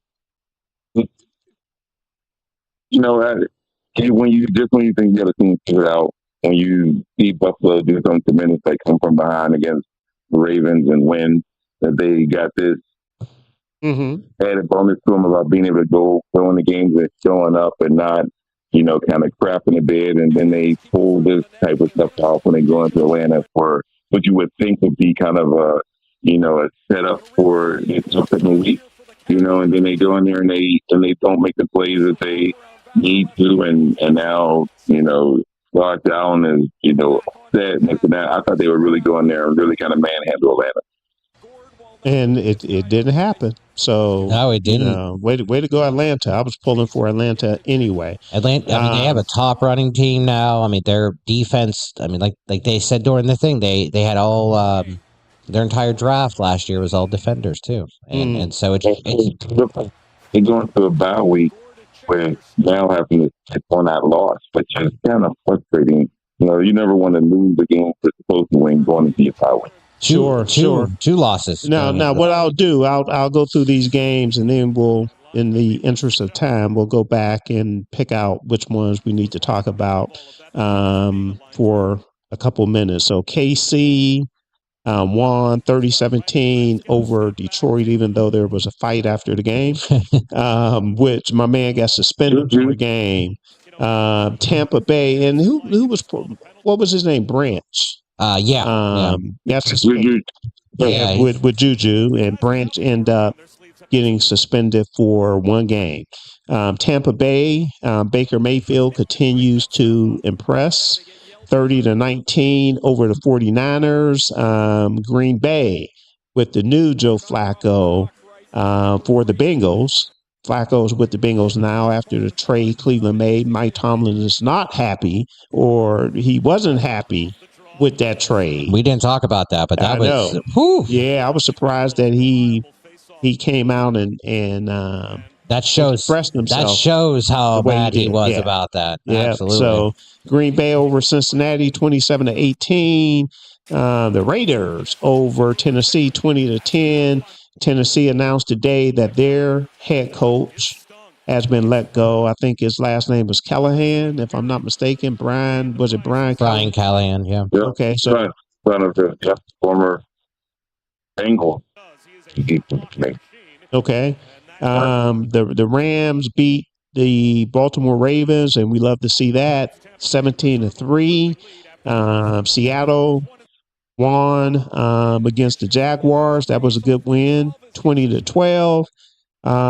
This was a shocker for me. The Panthers beat the Cowboys 30-27. You just did a streak. I've got every single game right last week.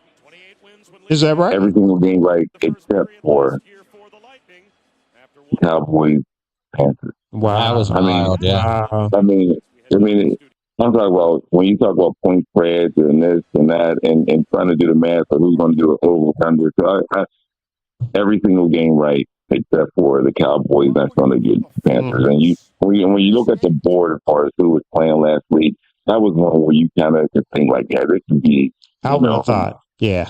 I mean, 300. I mean, the -3, you should be able to get Carolina by at least a touchdown. So that should be like a no-brainer. So it's just one of the things where I say, like, the league every week is 2 or 3 games that say, like, what's going on? Right. So New England 25-19 over New Orleans. The Chargers 29-27 over Miami. Miami seems like they're falling apart. They're 1-5. Yeah. Indy, and maybe we need to go back to that one. So a couple more games or a few more games here. Indy continues to roll. They have the number 1 seed if the playoffs were to start today. They beat Arizona 31-27. The Jets continue to be horrible at 0-6. They lost to Denver 13-11. And the Giants beat the Eagles. That was a surprise to me, 34-17. That was last Thursday night. Okay, let's go back to Miami real quick. What do you think about Tua? The way Tua came out and actually pointed fingers as far as what's going on in Miami. Never good. It was never good when the guy was in the locker room.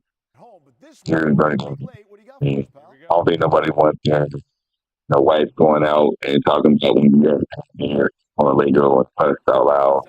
Nobody wants, the person who's supposed to be the anchor for your team. You want them to be able to, say it's chief and they're going to all come together. Because nobody's pointing the finger at, when you get the I think it really leads to a lot of the weekend report. We just looking at that and not knowing when. There was a, and maybe he did it too much. Bill Belichick, was the person who probably made Kia irritating for not giving them any information to go on. So when you give people something, that story is pitched in delayed in so many different ways. It just creates a tension among our people guys with the jail. All right, let's do this. I'm going to kick it over to Ken. Ken, JT is trying to reach us. I'm going to see if I could get him on the line here. So let's start off with just your thoughts on Pittsburgh and Cincinnati this Thursday. You don't have to give your pick until we get to that. Yeah. How about I start with this? I'm going to give a quick shout out to Yolanda from last week who. And hold on 1 minute, Darnell. Okay, while I connect JT. All right, I'm just going to give a quick shout out to Yolanda, who, if you're not, Kevin just put me on mute. If you're not in our Pittsburgh's DSEN Pigskin Pick'em League, please but Yolanda, nice job. She said she would come back. She did come back. I think she's at 55-37 now. Still, 6-7 games behind me, so good luck. But she had 100 points this week, which means 10 wins. Bobby Cameron, who took us took the lead, or I'm sorry, led the league this week in wins, had 12 wins, and we had 11 wins by Gibson, Tracy McCormick, Kevin Cameron, and so I had 9 wins this week. But great job to everyone. Thank you all for participating in that. So to talk about the upcoming Steelers game, we are playing the Cincinnati Bengals. Looks like the game is opening up at, let's take a look. What is it opening up at in terms of, I'm not seeing the odds just yet. Nope, because I'm looking at the wrong week. Week 7. All right, so we are going to be playing, come on. Here we go. We triple stitch each pair of bean boots and construct them with. All right, so Pittsburgh Steelers versus Cincinnati Bengals will be Thursday night. Looks like Pittsburgh is giving 5.5 points to Cincinnati. So that's a pretty big line. What I do not like is Joe Flacco. Joe Flacco is known to be tearing us up, You and Mike Tomlin. I can't believe he made that comment. And I was like, and he called the GM out. And we have JT and our Super Bowl champ on as well. Let me turn this off. Darnell Dinkins is still with us as well.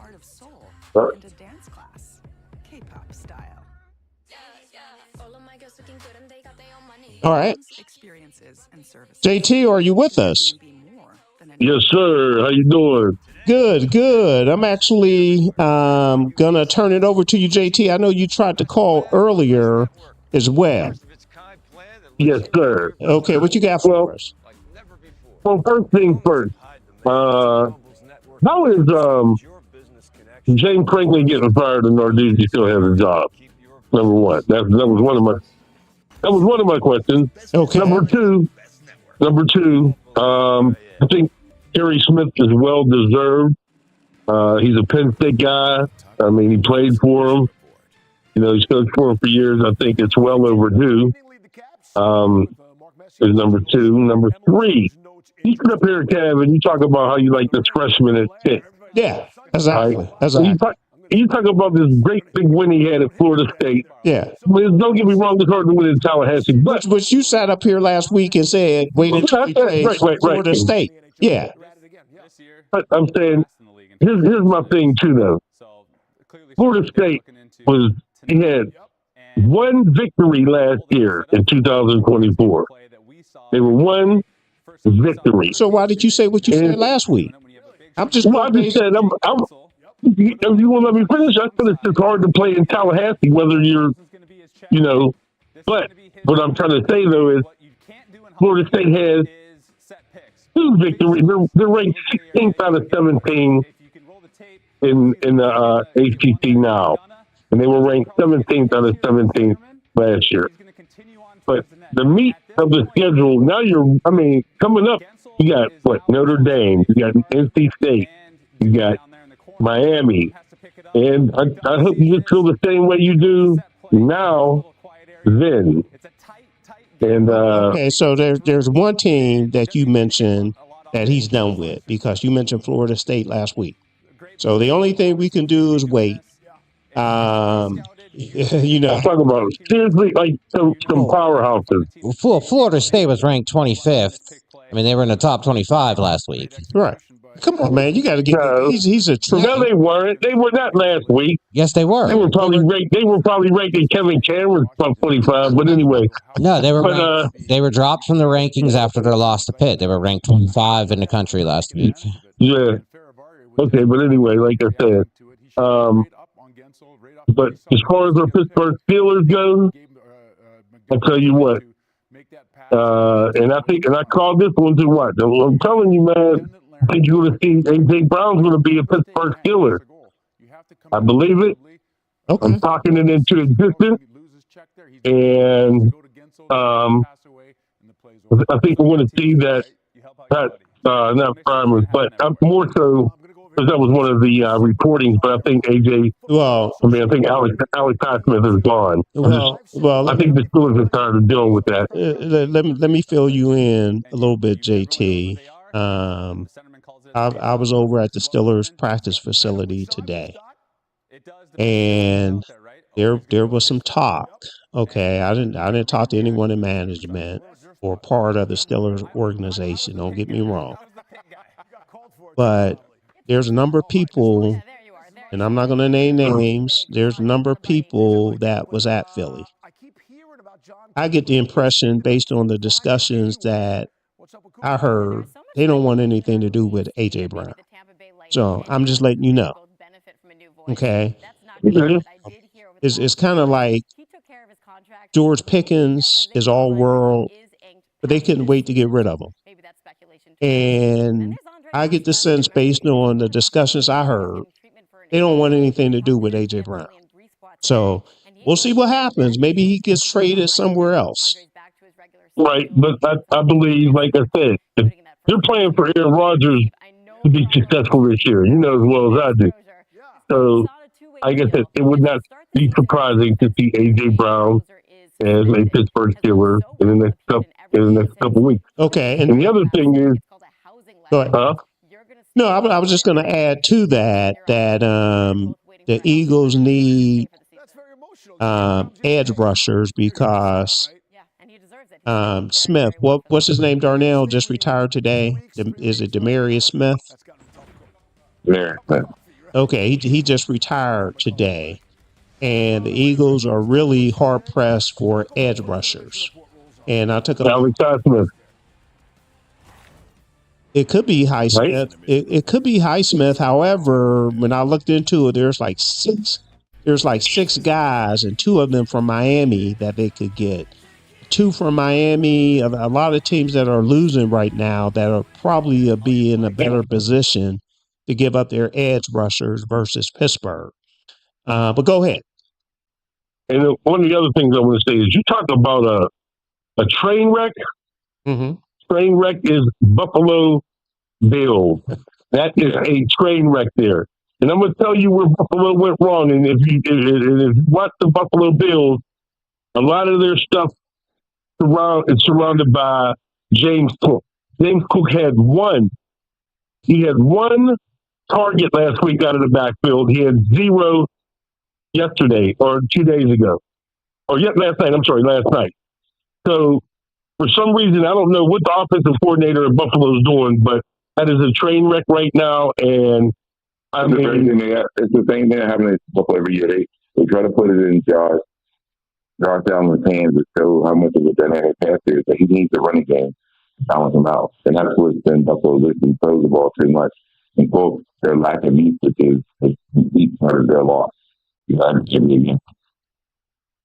So, I mean, you got to think about this, man. The way Buffalo's playing right now, or the way Baltimore's playing right now, Kansas City stepping it up a little bit. There are some teams that are stepping it up in the AFC where a lot of these supposedly powerhouses are going to be flirting with not making the playoffs too. So it's going to be very interesting. And the other thing is too, whatchamacallit, I think Atlanta did a wonderful job of spying on Josh Allen yesterday as far as running the ball. Yes, they were. Yeah. Here goes back to what we saying though. The first 4 wins, James Cook had over 100 yards from scrimmage in each of those wins, and he didn't in the loss. That is the key component to Buffalo's success. Not so much Josh Allen, which I know we love, but I think Cook could get a really good shot off the bat. All right, fellas. So we are right at 8:00. So I wanted to get JT on because I know he's been trying to reach us to get on. But I want to close the show out with our NFL picks. Do you want to stick around for JT? All right. So how did they go last week? I don't even know. Okay. How did you? Ken went over it earlier. How everybody did last week. How many wins did he have, Ken? Let me pull it right back up. Okay. And while he's doing that, get it rolling, and I will. Wrong button. And hopefully I could get this music to play. If not, we might have to go without the music because I know what it is. You know, sometimes you pull these websites up and they automatically play their audio. And I had no idea where that audio was coming from. So, yeah, we're good to go now. All right. We had, let's see, week 6, right? James Taylor, also known as Jay Tizzle. You had 9 wins last week. Kevin Cameron had 10 wins last week. Ken Craig had 9 wins. Tracy McCormick had 11 wins last week. Wow. Ralph Go McCormick. Tracy. Ralph McCormick had 9 wins. Wow. So Tracy and Ralph, they're married. Yeah, you should have copied off your wife, Ralph. Should have copied off your wife. Bobby Cameron with 12 wins. All right, Bobby. All right, I see you. Yolanda with 10 wins. Eric Gibson with 10 wins. See, he did it right. Let's see. Tony Cameron, 9 wins. And Ron B. I'm not sure who Ron B is. But he had, he had 6 wins. Okay. Bringing up the rear. All right. Yeah. So that was week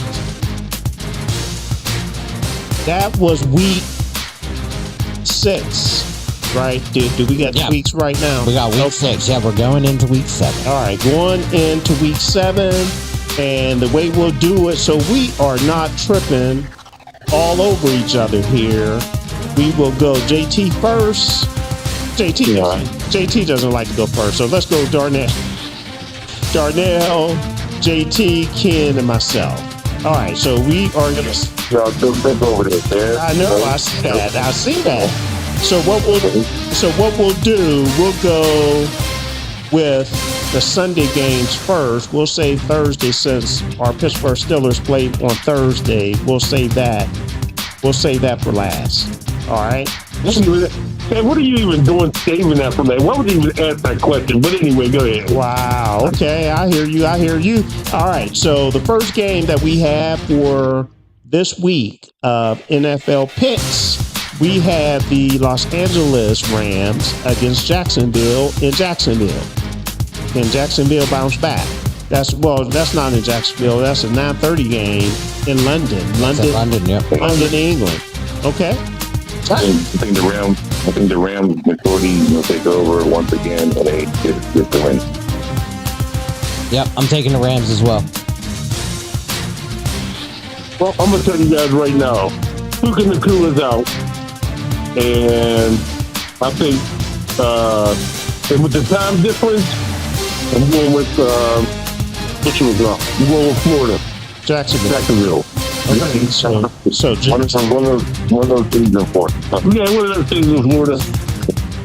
All right, so I'm going with the Rams as well. New Orleans at Chicago, 1 p.m. game. Chicago. I'm going Chicago. We're all on Chicago. All right, Miami at Cleveland. Which team is in more disarray? Definitely Miami. Cleveland, you got Dylan Gabriel and Doris Andrews on the sideline, 2 guys who was in college last year. They at least got some talent.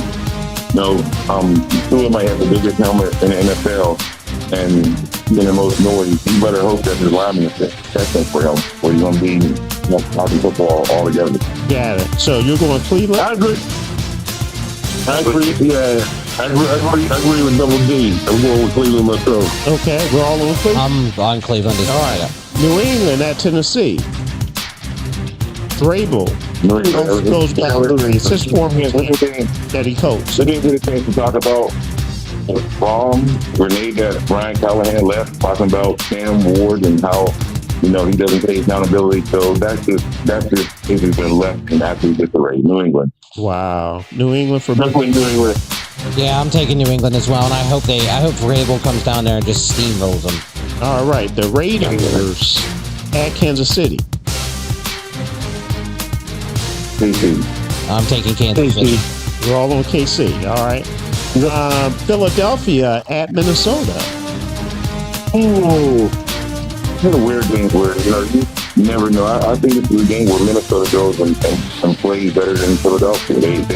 Philadelphia is kind of in and out right now. Yeah, I'm going with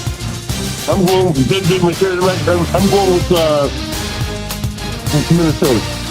Yeah, I think this is going to be like a coin flip for me. I'm going to go with the home team. I'm going with Minnesota. Wow, we're all on Minnesota. Okay, Carolina at the New York Jets. I'm on this thing where they just don't want to lay down. It's irritating. You're not good. They're good when you don't want to be good. And the Jets are bad too. Well, the Jets are going to work on that.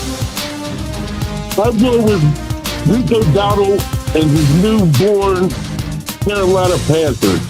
Okay. I'm going with the team that had more than 100 yards last week. Carolina.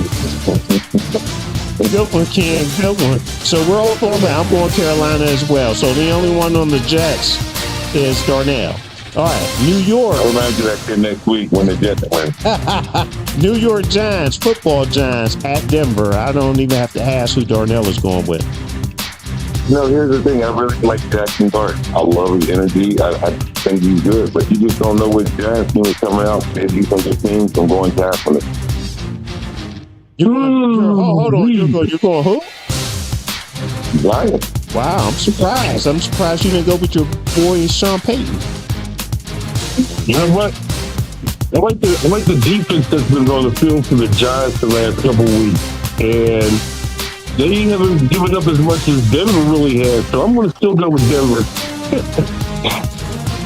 I think Denver didn't look great at all. I get it was in London. They did not look like a great team last week. I really hope they turn it around because New York Giants has a good defense. I'm taking Denver in hopes, and it's kind of like my last shot with Denver right now. Okay, so I'm going Denver too, and I can't stand going with Denver. Yeah. Because I don't like Sean Payton. I'm not a fan, but I try to be objective. So Darnell is the only one going with the Giants.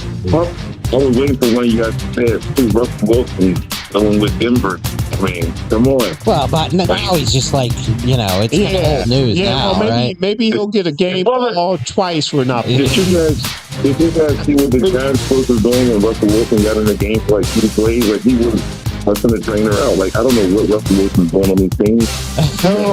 He's some bad blood. Wow. That's like, you got to remember, he's walking on thin ice, so he got to do whatever he can to keep his job because he is really on as thin ice as ice can get. Yeah. All right, Indy at Los Angeles Chargers.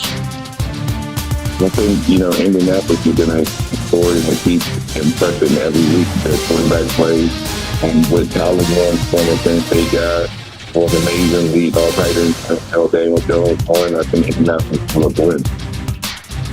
JT. And the Chargers can't stop the run. They can't stop the pass. They can't stop nothing. I'm going with Indy.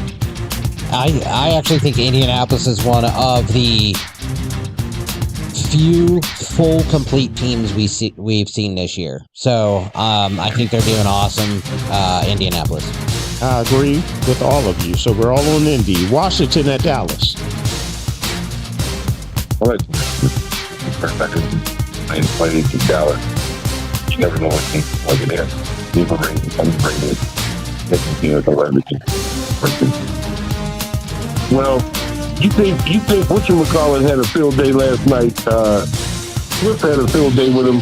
Let's see what Devontae does with Washington. And you got the boy CeeDee Lamb. Pretty much, I think he's coming back this weekend. I thought he said CeeDee Lamb. I thought he said CeeDee Lamb. He dropped like 55 passes in one game. That's fine. That's still okay. But if you take out some of the gold teeth and the gold chains and the watches and necklaces while he's playing, maybe he might be back to the ball. How many passes has George Pickens dropped too? So let's just say that. But anyway, I was like the Cowboys. I think they would have thrashed. Washington.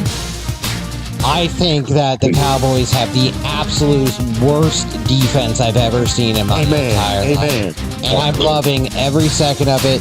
Their offense is out of this world, but their defense is literally out of this world. So I'm taking Commanders. That's why I'm taking the Commanders as well. Exactly. Green Bay at Arizona. And these are 425 games as well. I'm going Green Bay. JT? I'm going Green Bay. Green Bay. We're all on Green Bay. Atlanta travels cross country to San Fran. That's the Sunday night game. San Francisco. Pretty better than they did last week. I like San Fran as well. Yeah, it's going to, even though Atlanta just played a heck of a game, I got to take the 49ers. Purdy's back as well. Is Brock Purdy back? Wow. I'm going to be the Lone Ranger here. I'm going Atlanta.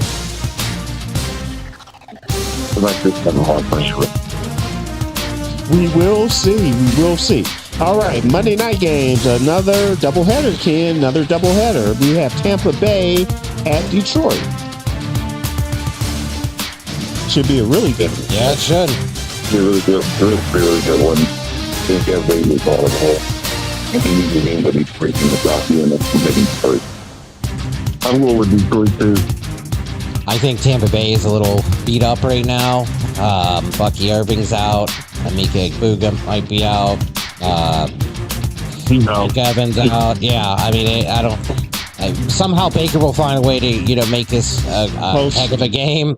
But I'm going to take Detroit. Well, they said there's a chance Mike Evans might be back, but still, I don't think that's enough. That doesn't really matter. All right, so I like Detroit as well. We're all on Detroit. The last game, Monday night game, Houston at Seattle. I like Houston. I think it comes down to the quarterback play and Sam Darnold. I like the Stroud, but Sam Darnold is playing really good against Seattle. I'm going with Houston because I don't think Jackson Smith and Jigba gets as much as he did with the past few weeks. He got a stingier defense against the pass, so I'm going with Houston and CJ Stroud. Jackson Smith and Jigba can do it against any team. He's shown it this year. He can do it all over the I agree. So JT is the only one on Houston.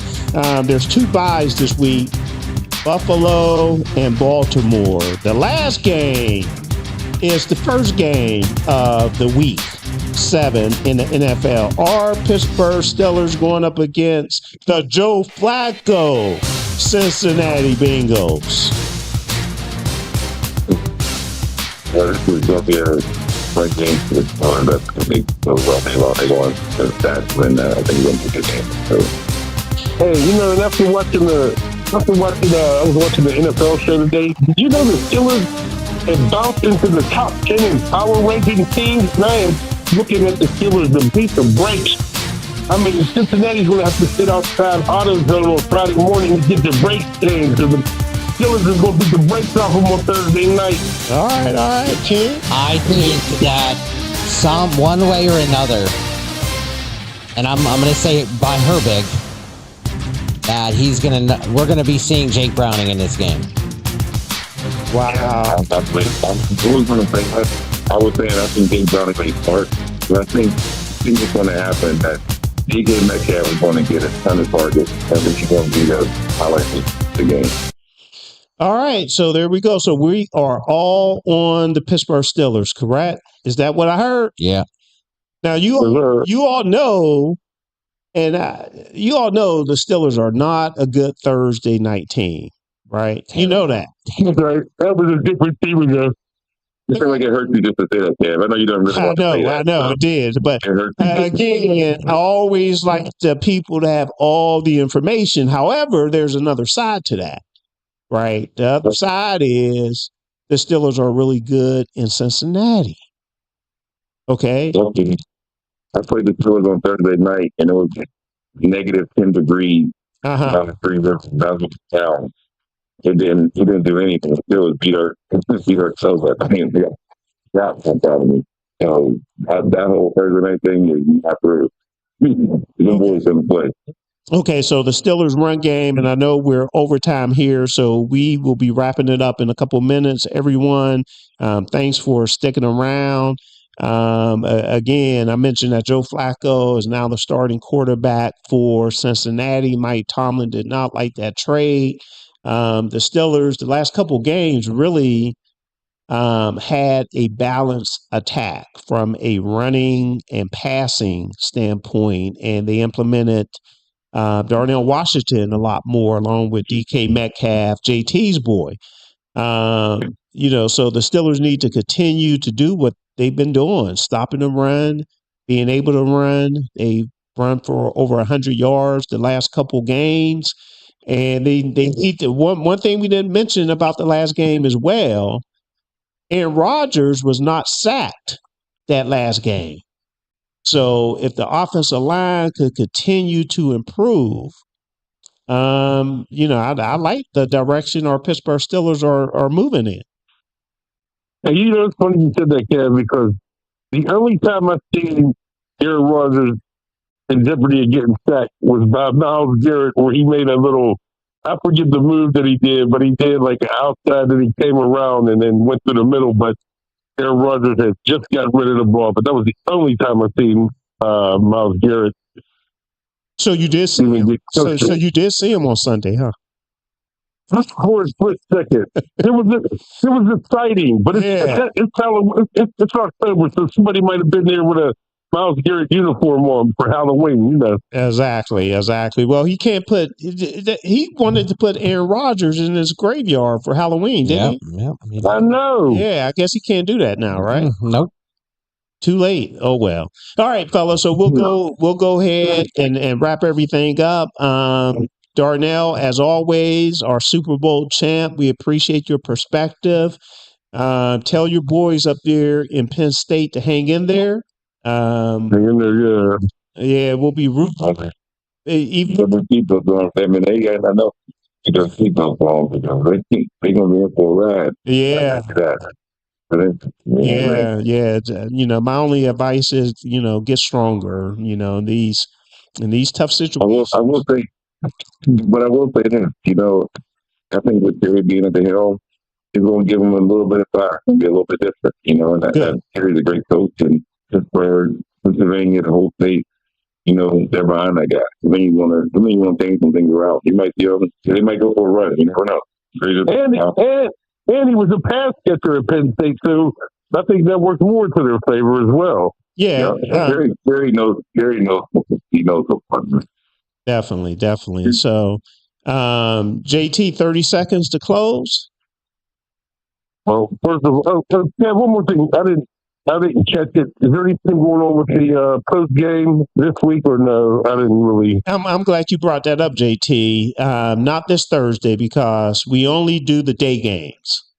Okay. Yeah. I just wanted, in case somebody knew, I just want to make sure. But I want to thank you. I want to thank everybody, to all of our listeners. You're the reason why we keep getting bigger and bigger. And, always check on your loved ones, especially the ones that are older, seniors that don't really have much and have many people around. Stay blessed. This is the month that we're coming up to giving. Remember, Thanksgiving.